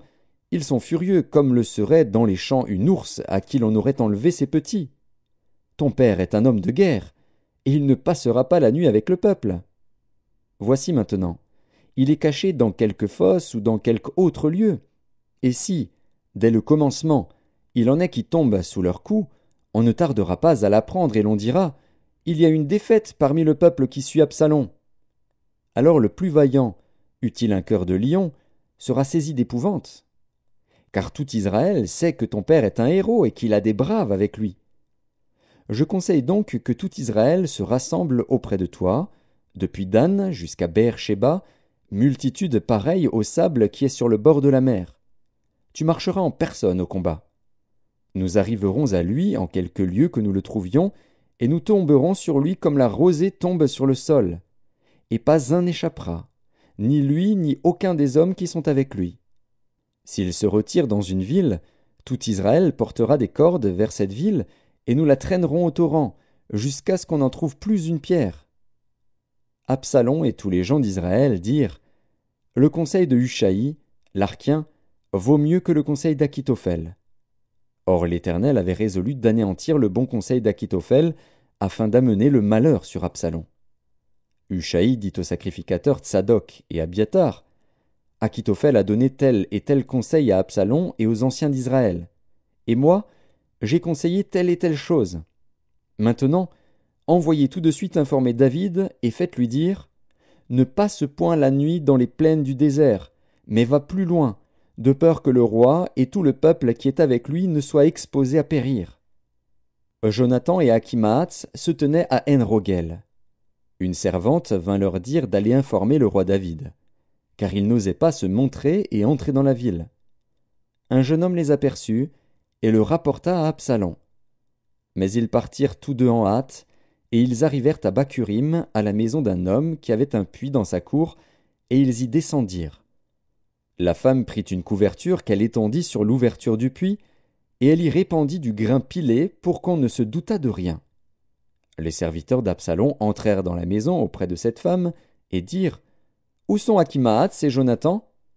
La femme leur répondit: ils ont passé le ruisseau. Ils cherchèrent, et ne les trouvant pas, ils retournèrent à Jérusalem.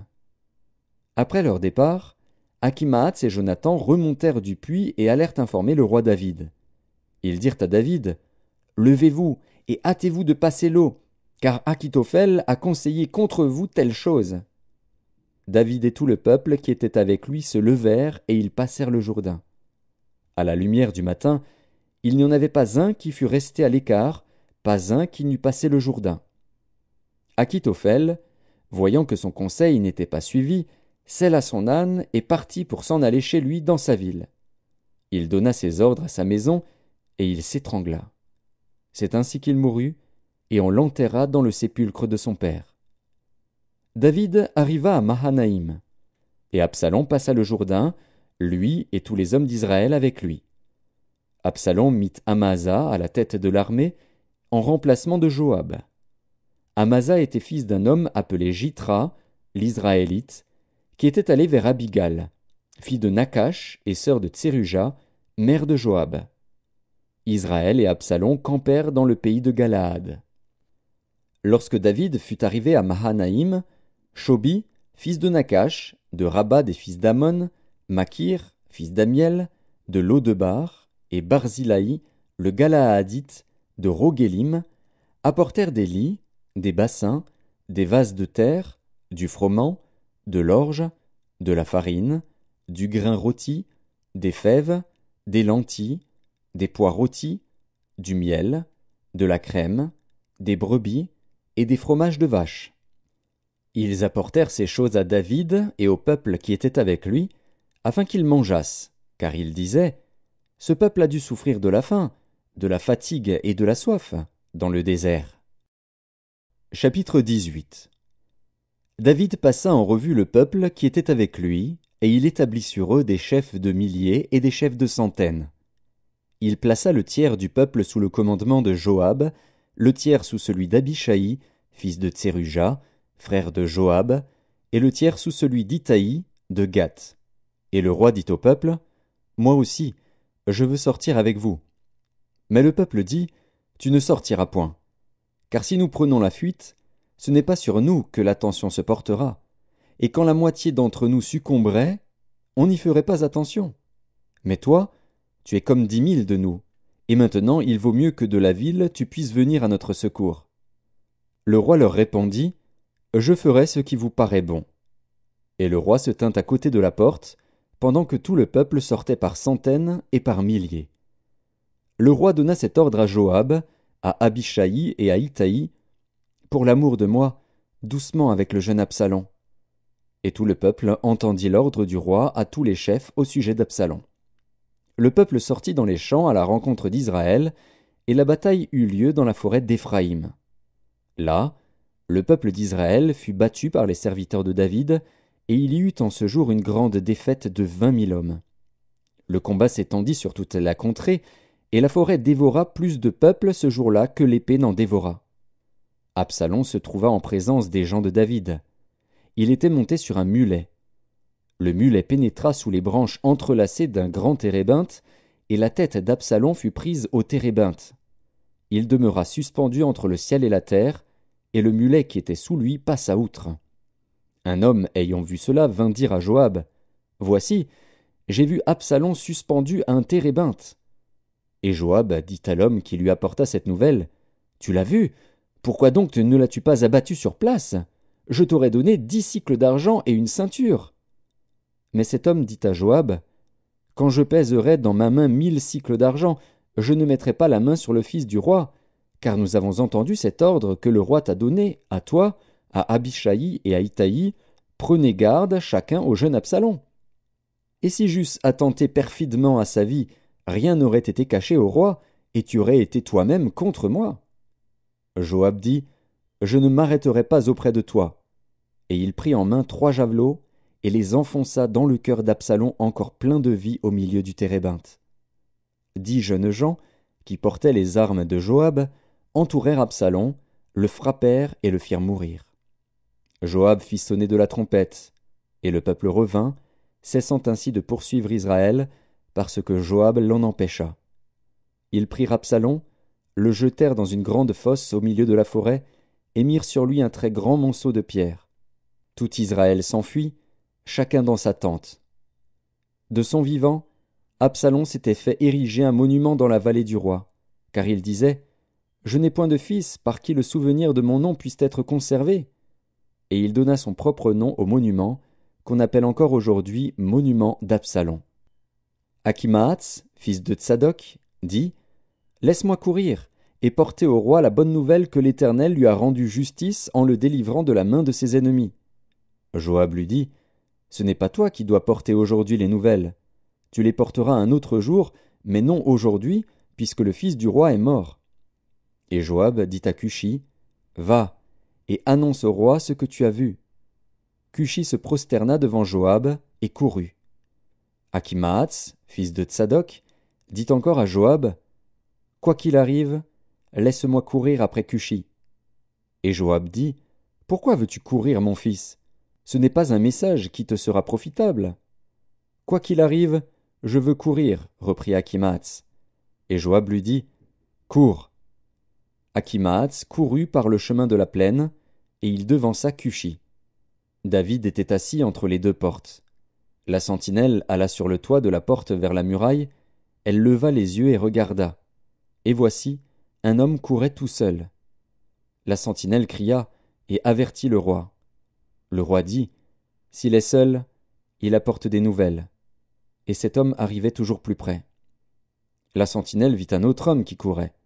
Elle cria au portier, « Voici un homme qui court tout seul. » Le roi dit, « Il apporte aussi des nouvelles. » La sentinelle dit, « La manière de courir du premier me paraît celle d'Achimaatz, fils de Tsadok. » Et le roi dit, « C'est un homme de bien, et il apporte de bonnes nouvelles. » Achimaatz cria, et il dit au roi, « Tout va bien. » Il se prosterna devant le roi, la face contre terre, et dit, « Béni soit l'Éternel, ton Dieu, qui a livré les hommes qui levaient la main contre le roi mon seigneur. » Le roi dit, « Le jeune Absalom est-il en bonne santé? » Achimaatz répondit, « J'ai aperçu un grand tumulte au moment où Joab envoya le serviteur du roi et moi ton serviteur, mais je ne sais ce que c'était. » Et le roi dit, « Mets-toi là de côté. » Et Achimaatz se tint de côté. Aussitôt arriva Cushi, et il dit, « Que le roi mon seigneur apprenne la bonne nouvelle. Aujourd'hui l'Éternel t'a rendu justice en te délivrant de la main de tous ceux qui s'élevaient contre toi. » Le roi dit à Cushi, « Le jeune homme Absalom est-il en bonne santé ?» Cushi répondit, « Qu'il soit comme ce jeune homme, les ennemis du roi, mon seigneur, et tous ceux qui s'élèvent contre toi pour te faire du mal. » Alors le roi, saisi d'émotion, monta dans la chambre au-dessus de la porte et pleura. Il disait en marchant, « Mon fils Absalom, mon fils Absalom, que ne suis-je mort à ta place? Absalom, mon fils, mon fils. » Chapitre 19. On vint dire à Joab, « Voici, le roi pleure et se lamente à cause d'Absalom. » Et la victoire, ce jour-là, fut changée en deuil pour tout le peuple, car en ce jour le peuple entendait dire, « Le roi est affligé à cause de son fils. » Ce même jour, le peuple rentra dans la ville à la dérobée, comme l'auraient fait des gens honteux d'avoir pris la fuite dans le combat. Le roi s'était couvert le visage, et il criait à haute voix, « Mon fils Absalom, Absalom, mon fils, mon fils !» Joab entra dans la chambre où était le roi, et dit, « Tu couvres aujourd'hui de confusion la face de tous tes serviteurs, qui ont aujourd'hui sauvé ta vie, celle de tes fils et de tes filles, celle de tes femmes et de tes concubines.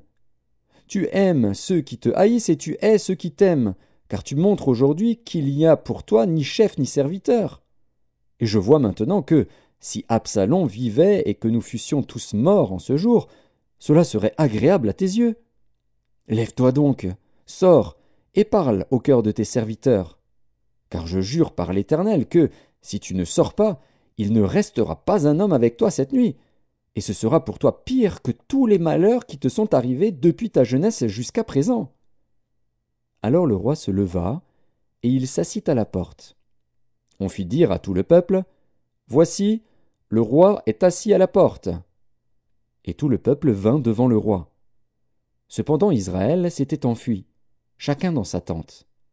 Et dans toutes les tribus d'Israël, tout le peuple était en contestation, disant, « Le roi nous a délivrés de la main de nos ennemis, c'est lui qui nous a sauvés de la main des Philistins, et maintenant il a dû fuir du pays devant Absalom. Or Absalom, que nous avions oint pour qu'il régnât sur nous, est mort dans la bataille. Pourquoi ne parlez-vous pas de faire revenir le roi ?» De son côté, le roi David envoya dire aux sacrificateurs Tsadok et Abiatar, « Parlez aux anciens de Juda, et dites-leur, pourquoi seriez-vous les derniers à ramener le roi dans sa maison ? Car ceux qui se disaient dans tout Israël étaient parvenus jusqu'au roi. Vous êtes mes frères, vous êtes mes os et ma chair. Pourquoi seriez-vous les derniers à ramener le roi ? Vous direz aussi à Amasa, n'es-tu pas mon os et ma chair ? Que Dieu me traite dans toute sa rigueur, si tu ne deviens pas devant moi pour toujours chef de l'armée à la place de Joab. » David fléchit le cœur de tous ceux de Juda, comme s'ils n'eussent été qu'un seul homme. Et ils envoyèrent dire au roi, « Reviens, toi et tous tes serviteurs. » Le roi revint et arriva jusqu'au Jourdain. Et Juda se rendit à Gilgal, afin d'aller à la rencontre du roi et de lui faire passer le Jourdain. Shimei, fils de Guéra, benjamite, qui était de Bachurim, se hâta de descendre avec ceux de Juda à la rencontre du roi David. Il avait avec lui 1000 hommes de Benjamin et Tsiba, serviteurs de la maison de Saül, et les 15 fils et les 20 serviteurs de Tsiba. Ils passèrent le Jourdain à la vue du roi. Le bateau, mis à la disposition du roi, faisait la traversée pour transporter sa maison. Et au moment où le roi allait passer le Jourdain, Shimei, fils de Guéra, se prosterna devant lui. Et il dit au roi, « Que mon seigneur ne tienne pas compte de mon iniquité, qu'il oublie que ton serviteur l'a offensé le jour où le roi mon seigneur sortait de Jérusalem, et que le roi n'y ait point égard. Car ton serviteur reconnaît qu'il a péché. Et voici, je viens aujourd'hui le premier de toute la maison de Joseph à la rencontre du roi mon seigneur. » Alors Abishai, fils de Tseruja, prit la parole et dit, « Shimei ne doit-il pas mourir pour avoir maudit loin de l'Éternel ?» Mais David dit, « Qu'ai-je à faire avec vous, fils de Tseruja, et pourquoi vous montrez-vous aujourd'hui mes adversaires ? Aujourd'hui ferait-on mourir un homme en Israël ? Ne sais-je donc pas que je règne aujourd'hui sur Israël ? » Et le roi dit à Shimei, « Tu ne mourras point. » Et le roi le lui jura. Méphibosheth, fils de Saül, descendit aussi à la rencontre du roi. Il n'avait point soigné ses pieds, ni fait sa barbe, ni lavé ses vêtements, depuis le jour où le roi s'en était allé jusqu'à celui où il revenait en paix. Lorsqu'il se rendit au-devant du roi à Jérusalem, le roi lui dit « Pourquoi n'es-tu pas venu avec moi, Méphibosheth » Et il répondit « Ô roi mon seigneur, mon serviteur m'a trompé, car ton serviteur, qui est boiteux, avait dit « Je ferai seller mon âne, je le monterai, et j'irai avec le roi. » Et il a calomnié ton serviteur auprès de mon seigneur le roi. Mais mon seigneur le roi est comme un ange de Dieu. Fais ce qui te semblera bon. Car tous ceux de la maison de mon père n'ont été que des gens dignes de mort devant le roi mon seigneur. Et cependant tu as mis ton serviteur au nombre de ceux qui mangent à ta table. Quel droit puis-je encore avoir, et qu'ai-je à demander au roi ?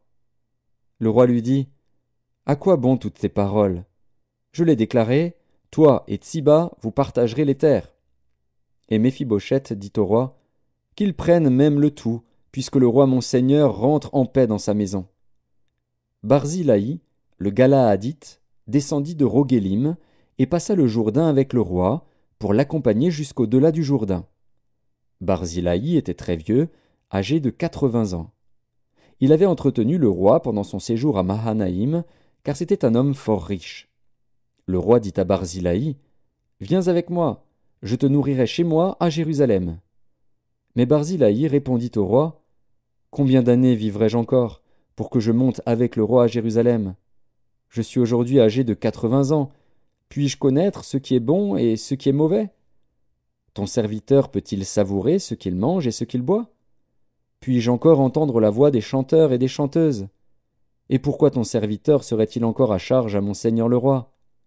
Ton serviteur ira un peu au-delà du Jourdain avec le roi. Pourquoi, d'ailleurs, le roi m'accorderait-il ce bienfait ? Que ton serviteur s'en retourne, et que je meure dans ma ville, près du sépulcre de mon père et de ma mère. Mais voici ton serviteur Kimham, qui passera avec le roi mon seigneur. Fais pour lui ce que tu trouveras bon. Le roi dit, que Kimham passe avec moi, et je ferai pour lui ce qui te plaira. Tout ce que tu désireras de moi, je te l'accorderai. Quand tout le peuple eut passé le Jourdain et que le roi l'eut aussi passé, le roi baisa Barzillai et le bénit. Et Barzillai retourna dans sa demeure.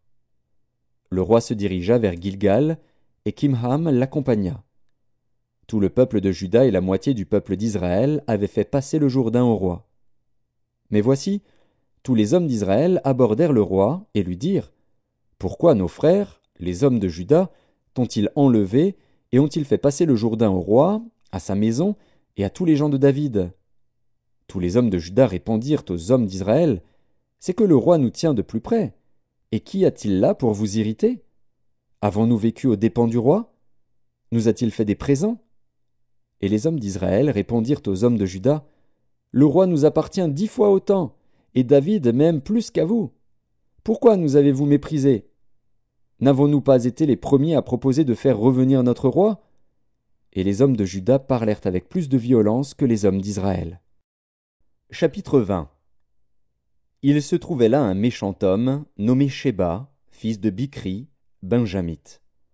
Il sonna de la trompette, et dit, « Point de part pour nous avec David, point d'héritage pour nous avec le fils d'Isaïe. Chacun à sa tente, Israël. » Et tous les hommes d'Israël s'éloignèrent de David, et suivirent Sheba, fils de Bichri. Mais les hommes de Juda restèrent fidèles à leur roi, et l'accompagnèrent depuis le Jourdain jusqu'à Jérusalem.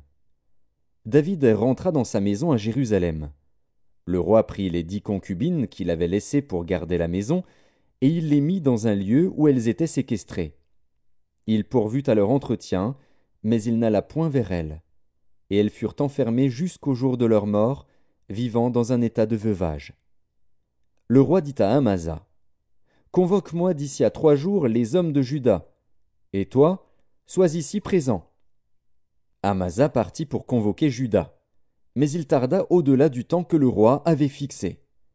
David dit alors à Abishai, « Sheba, fils de Bichri, va maintenant nous faire plus de mal qu'Absalom. Prends toi-même les serviteurs de ton maître et poursuis-le, de peur qu'il ne trouve des villes fortes et ne se dérobe à nos yeux. » Et Abishaï partit, suivi des gens de Joab, des Kérétiens et des Pélétiens, et de tous les vaillants hommes. Ils sortirent de Jérusalem, afin de poursuivre Sheba, fils de Bichri.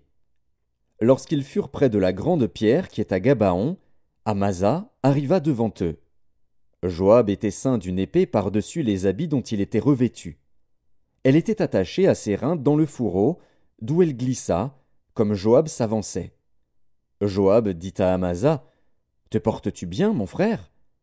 Et de la main droite il saisit la barbe d'Amasa pour le baiser. Amasa ne prit point garde à l'épée qui était dans la main de Joab. Et Joab l'en frappa au ventre et répandit ses entrailles à terre, sans lui porter un second coup. Et Amasa mourut.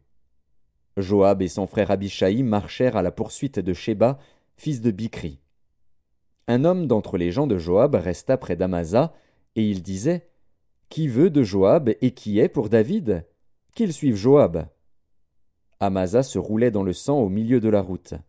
Et cet homme, ayant vu que tout le peuple s'arrêtait, poussa Amasa hors de la route dans un champ, et jeta sur lui un vêtement, lorsqu'il vit que tous ceux qui arrivaient près de lui s'arrêtaient. Quand il fut ôté de la route, chacun suivit Joab, afin de poursuivre Sheba, fils de Bichri. Joab traversa toutes les tribus d'Israël dans la direction d'Abel-Beth-Maaka, et tous les hommes d'élite se rassemblèrent et le suivirent. Ils vinrent assiéger Sheba dans Abel-Beth-Maaka, et ils élevèrent contre la ville une terrasse qui atteignait le rempart. Tout le peuple qui était avec Joab sapait la muraille pour la faire tomber. Alors une femme habile se mit à crier de la ville, « Écoutez, écoutez! Dites, je vous prie, à Joab, approche jusqu'ici, je veux te parler. » Il s'approcha d'elle, et la femme dit, « Es-tu Joab ?» Il répondit, « Je le suis. » Et elle lui dit, « Écoute les paroles de ta servante. » Il répondit, « J'écoute. » Et elle dit, « Autrefois on avait coutume de dire, que l'on consulte Abel. » Et tout se terminait ainsi. Je suis une des villes paisibles et fidèles en Israël. Et tu cherches à faire périr une ville qui est une mère en Israël? Pourquoi détruirais-tu l'héritage de l'Éternel? Joab répondit, Loin, loin de moi la pensée de détruire et de ruiner. La chose n'est pas ainsi. Mais un homme de la montagne d'Éphraïm, nommé Sheba, fils de Bichri, a levé la main contre le roi David. Livrez-le, lui seul, et je m'éloignerai de la ville.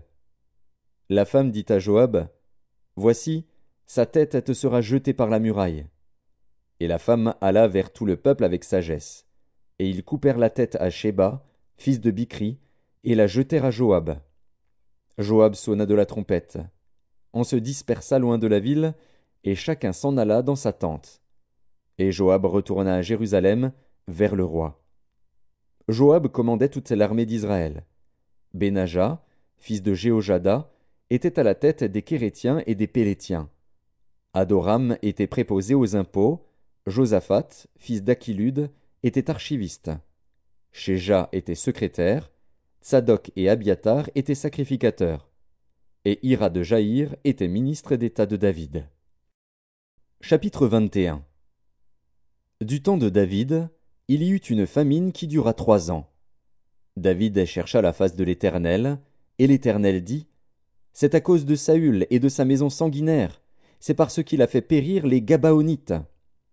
Le roi appela les Gabaonites pour leur parler. Les Gabaonites n'étaient point d'entre les enfants d'Israël, mais c'était un reste des Amoréens. Les enfants d'Israël s'étaient liés envers eux par un serment, et néanmoins Saül avait voulu les frapper, dans son zèle pour les enfants d'Israël et de Juda. David dit aux Gabaonites, Que puis-je faire pour vous, et avec quoi ferai-je expiation, afin que vous bénissiez l'héritage de l'Éternel? Les Gabaonites lui répondirent, Ce n'est pas pour nous une question d'argent et d'or avec Saül et avec sa maison, et ce n'est pas à nous qu'il appartient de faire mourir personne en Israël. Et le roi dit, Que voulez-vous donc que je fasse pour vous?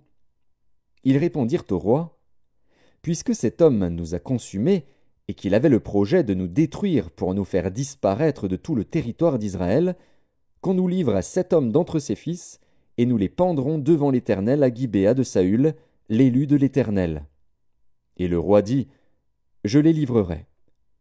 le roi épargna Méphibosheth, fils de Jonathan, fils de Saül, à cause du serment qu'avaient fait entre eux, devant l'Éternel, David et Jonathan, fils de Saül. Mais le roi prit les deux fils que Ritzpa, fille d'Ajja, avait enfantés à Saül, Harmonie et Méphibosheth, et les 5 fils que Mérab, fille de Saül, avait enfantés à Adriel de Méola, fils de Barzilaï. Et il les livra entre les mains des Gabaonites, qui les pendirent sur la montagne devant l'Éternel. Tous les 7 périrent ensemble. Ils furent mis à mort dans les premiers jours de la moisson, au commencement de la moisson des orges. Ritzpa, fille d'Ajja, prit un sac et l'étendit sous elle contre le rocher, depuis le commencement de la moisson jusqu'à ce que la pluie du ciel tombât sur eux. Et elle empêcha les oiseaux du ciel de s'approcher d'eux pendant le jour, et les bêtes des champs pendant la nuit. On informa David de ce qu'avait fait Ritzpa, fille d'Ajja, concubine de Saül. Et David alla prendre les os de Saül et les os de Jonathan, son fils, chez les habitants de Jabès en Galaad, qui les avaient enlevés de la place de Beth-Shan, où les Philistins les avaient suspendus lorsqu'ils battirent Saül à Gilboa. Il emporta de là les os de Saül et les os de Jonathan, son fils. Et l'on recueillit aussi les os de ceux qui avaient été pendus. On enterra les os de Saül et de Jonathan, son fils, au pays de Benjamin, à Tséla, dans le sépulcre de Kis, père de Saül. Et l'on fit tout ce que le roi avait ordonné.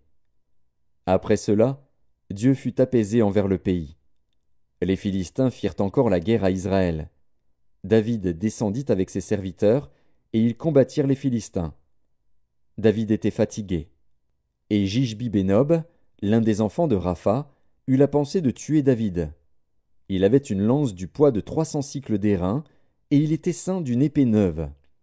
Abishai, fils de Tseruja, vint au secours de David, frappa le Philistin et le tua. Alors les gens de David jurèrent, en lui disant, « Tu ne sortiras plus avec nous pour combattre, et tu n'éteindras pas la lampe d'Israël. » Il y eut encore, après cela, une bataille à Gob avec les Philistins. Alors Sibécaï, le Hushatite, tua Saph, qui était un des enfants de Rapha. Il y eut encore une bataille à Gob avec les Philistins. Et Elkanan, fils de Jaaré-Orégim, de Bethléem, tua Goliath de Gath, qui avait une lance dont le bois était comme une ensouple de tisserand. Il y eut encore une bataille à Gath.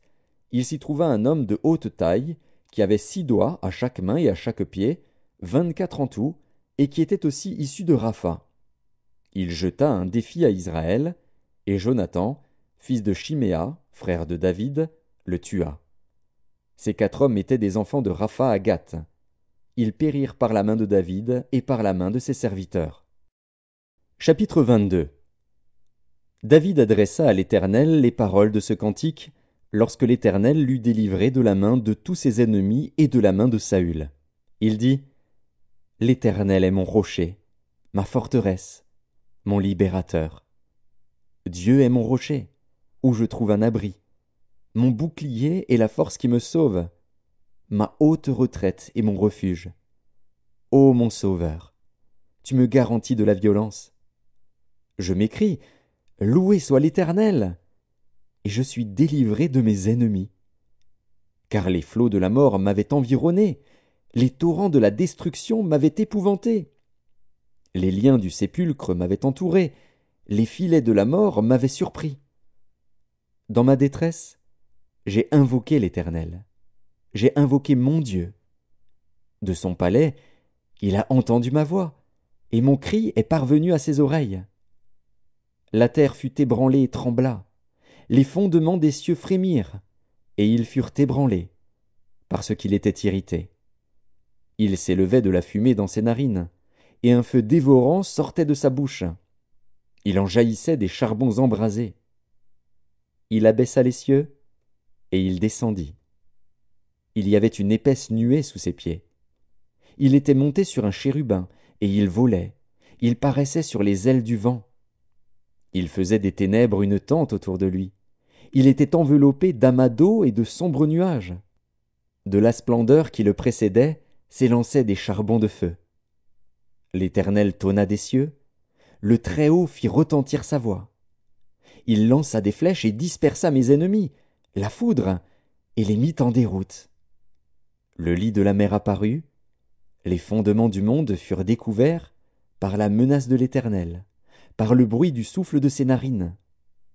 Il étendit sa main d'en haut, il me saisit, il me retira des grandes eaux. Il me délivra de mon adversaire puissant, de mes ennemis qui étaient plus forts que moi. Il m'avait surpris au jour de ma détresse, mais l'Éternel fut mon appui. Il m'a mis au large, il m'a sauvé, parce qu'il m'aime. L'Éternel m'a traité selon ma droiture, il m'a rendu selon la pureté de mes mains. Car j'ai observé les voies de l'Éternel, et je n'ai point été coupable envers mon Dieu. Toutes ses ordonnances ont été devant moi, et je ne me suis point écarté de ses lois.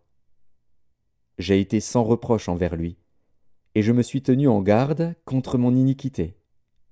Aussi l'Éternel m'a rendu selon ma droiture, selon ma pureté devant ses yeux. Avec celui qui est bon, tu te montres bon. Avec l'homme droit, tu agis selon ta droiture. Avec celui qui est pur, tu te montres pur. Et avec le pervers, tu agis selon sa perversité. Tu sauves le peuple qui s'humilie, et de ton regard, tu abaisses les orgueilleux. Oui, tu es ma lumière, ô Éternel. L'Éternel éclaire mes ténèbres. Avec toi je me précipite sur une troupe en armes, avec mon Dieu je franchis une muraille. Les voies de Dieu sont parfaites, la parole de l'Éternel est éprouvée. Il est un bouclier pour tous ceux qui se confient en lui. Car qui est Dieu, si ce n'est l'Éternel? Et qui est un rocher, si ce n'est notre Dieu? C'est Dieu qui est ma puissante forteresse, et qui me conduit dans la voie droite. Il rend mes pieds semblables à ceux des biches, et il me place sur mes lieux élevés. Il exerce mes mains au combat, et mes bras tendent l'arc d'airain. Tu me donnes le bouclier de ton salut, et je deviens grand par ta bonté. Tu élargis le chemin sous mes pas, et mes pieds ne chancellent point. Je poursuis mes ennemis, et je les détruis. Je ne reviens pas avant de les avoir anéantis. Je les anéantis, je les brise, et ils ne se relèvent plus. Ils tombent sous mes pieds. Tu me ceins de force pour le combat. Tu fais plier sous moi mes adversaires. Tu fais tourner le dos à mes ennemis devant moi, et j'extermine ceux qui me haïssent. Ils regardent autour d'eux, et personne pour les sauver.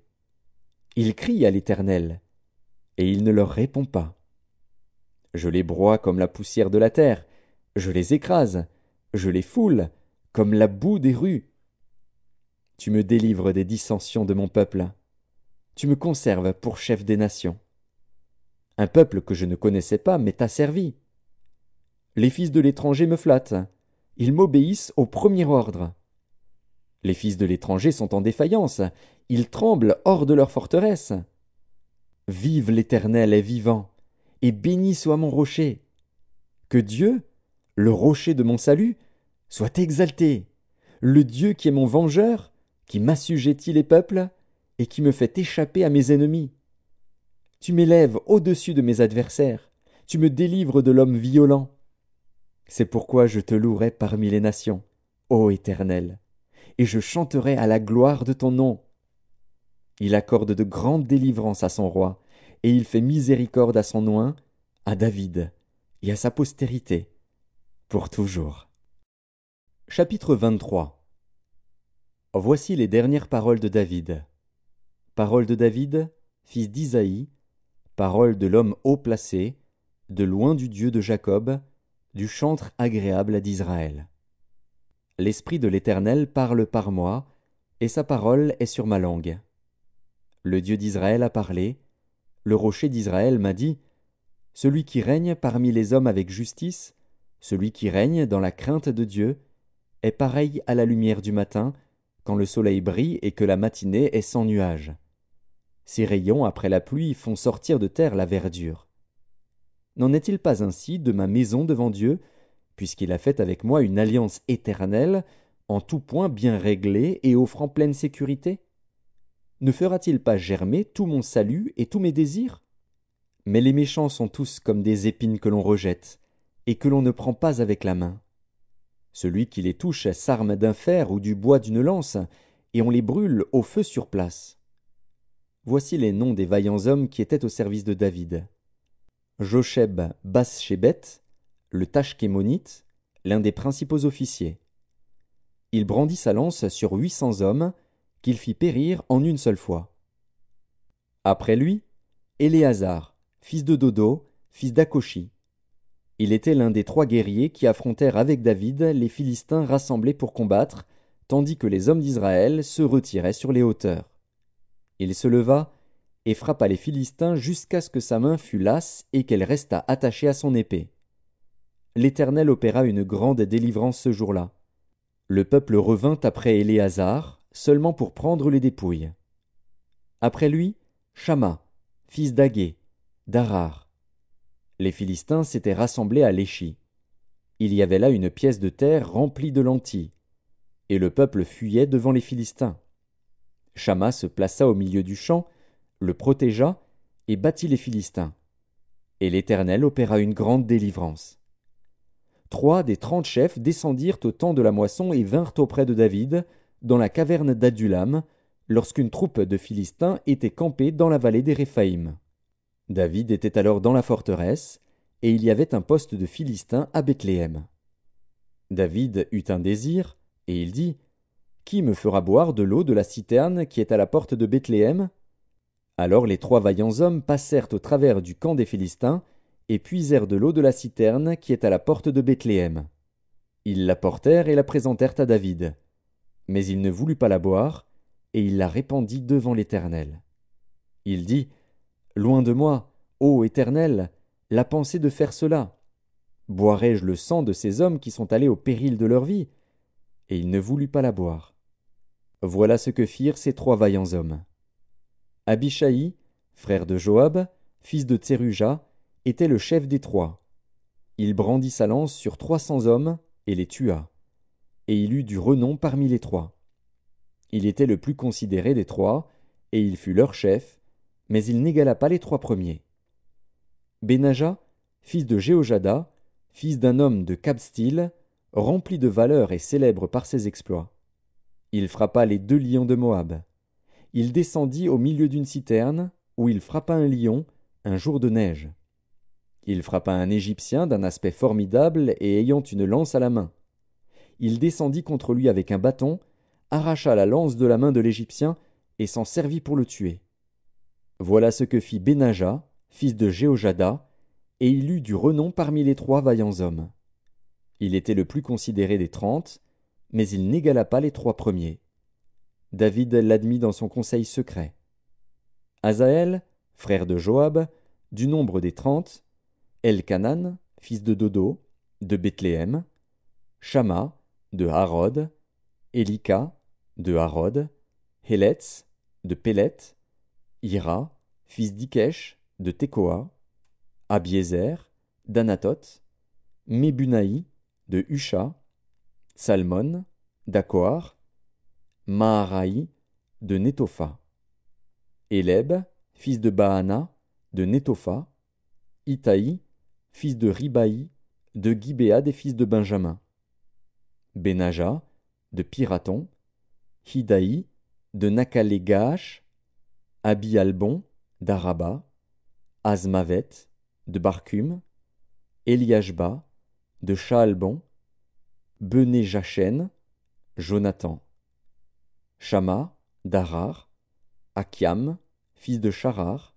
d'Arar, Éliphélet, fils d'Akasbaï, fils d'un Maacassien, Eliam, fils d'Akitophel, de Gilo, Etzraï, de Carmel, Paharaï, d'Arab, Jigéel, fils de Nathan, de Tsoba, Bani, de Gad, Tsélek, l'Ammonite, Naharaï, de Béhéroth, qui portait les armes de Joab, fils de Tseruja, Ira, de Jéter, Gareb, de Jéter, Uri, le Hétien, en tout 37. Chapitre 24. La colère de l'Éternel s'enflamma de nouveau contre Israël, et il excita David contre eux, en disant : Va, fais le dénombrement d'Israël et de Juda. » Et le roi dit à Joab, qui était chef de l'armée et qui se trouvait près de lui, « Parcours toutes les tribus d'Israël, depuis Dan jusqu'à Beer-Shéba, qu'on fasse le dénombrement du peuple, et que je sache à combien il s'élève. » Joab dit au roi, « Que l'Éternel, ton Dieu, rende le peuple 100 fois plus nombreux, et que les yeux du roi mon seigneur le voient. Mais pourquoi le roi mon seigneur veut-il faire cela ?» Le roi persista dans l'ordre qu'il donnait à Joab et aux chefs de l'armée. Et Joab et les chefs de l'armée quittèrent le roi pour faire le dénombrement du peuple d'Israël. Ils passèrent le Jourdain, et ils campèrent à Aroër, à droite de la ville qui est au milieu de la vallée de Gad, et près de Jaézer. Ils allèrent en Galaad et dans le pays de Taktim-Odji. Ils allèrent à Dan-Jaan et aux environs de Sidon. Ils allèrent à la forteresse de Tyr et dans toutes les villes des Héviens et des Cananéens. Ils terminèrent par le midi de Juda, à Beer-Shéba. Ils parcoururent ainsi tout le pays, et ils arrivèrent à Jérusalem au bout de 9 mois et 20 jours. Joab remit au roi le rôle du dénombrement du peuple. Il y avait en Israël 800 000 hommes de guerre tirant l'épée, et en Juda 500 000 hommes. David sentit battre son cœur, après qu'il eut ainsi fait le dénombrement du peuple. Et il dit à l'Éternel, « J'ai commis un grand péché en faisant cela. Maintenant, ô Éternel, daigne pardonner l'iniquité de ton serviteur, car j'ai complètement agi en insensé. » Le lendemain, quand David se leva, la parole de l'Éternel fut ainsi adressée à Gad le prophète, le voyant de David. « Va dire à David, ainsi parle l'Éternel, je te propose 3 fléaux. Choisis-en un, et je t'en frapperai. » Gad alla vers David, et lui fit connaître la chose, en disant, « Veux-tu 7 années de famine dans ton pays, ou bien 3 mois de fuite devant tes ennemis qui te poursuivront, ou bien 3 jours de peste dans ton pays? Maintenant choisis, et vois ce que je dois répondre à celui qui m'envoie. » David répondit à Gad, « Je suis dans une grande angoisse. Oh, tombons entre les mains de l'Éternel, car ses compassions sont immenses, mais que je ne tombe pas entre les mains des hommes. » L'Éternel envoya la peste en Israël, depuis le matin jusqu'au temps fixé. Et, de Dan à Beer-Shéba, il mourut 70 000 hommes parmi le peuple. Comme l'ange étendait la main sur Jérusalem pour la détruire, l'Éternel se repentit de ce mal, et il dit à l'ange qui faisait périr le peuple, « Assez, retire maintenant ta main. » L'ange de l'Éternel était près de l'aire d'Aravna, le Jébusien.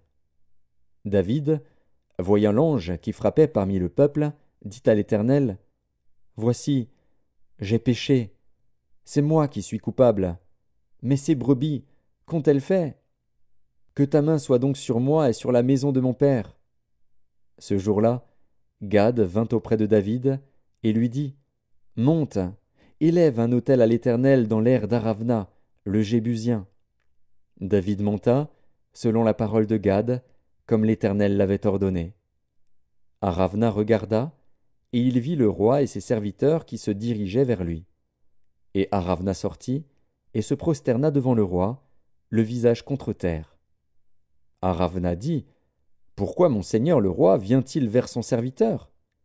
Et David répondit, « Pour acheter de toi l'aire et pour y bâtir un autel à l'Éternel, afin que la plaie se retire de dessus le peuple. » Aravna dit à David, « Que mon seigneur le roi prenne l'aire, et qu'il y offre les sacrifices qui lui plaira. Vois, les bœufs seront pour l'holocauste, et les chars avec l'attelage serviront de bois. » Aravna donna le tout au roi.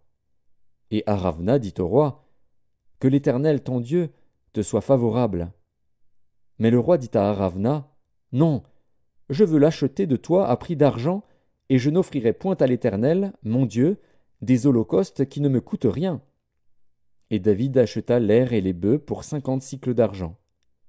David bâtit là un autel à l'Éternel, et il offrit des holocaustes et des sacrifices d'action de grâce. Alors l'Éternel fut apaisé envers le pays, et la plaie se retira d'Israël.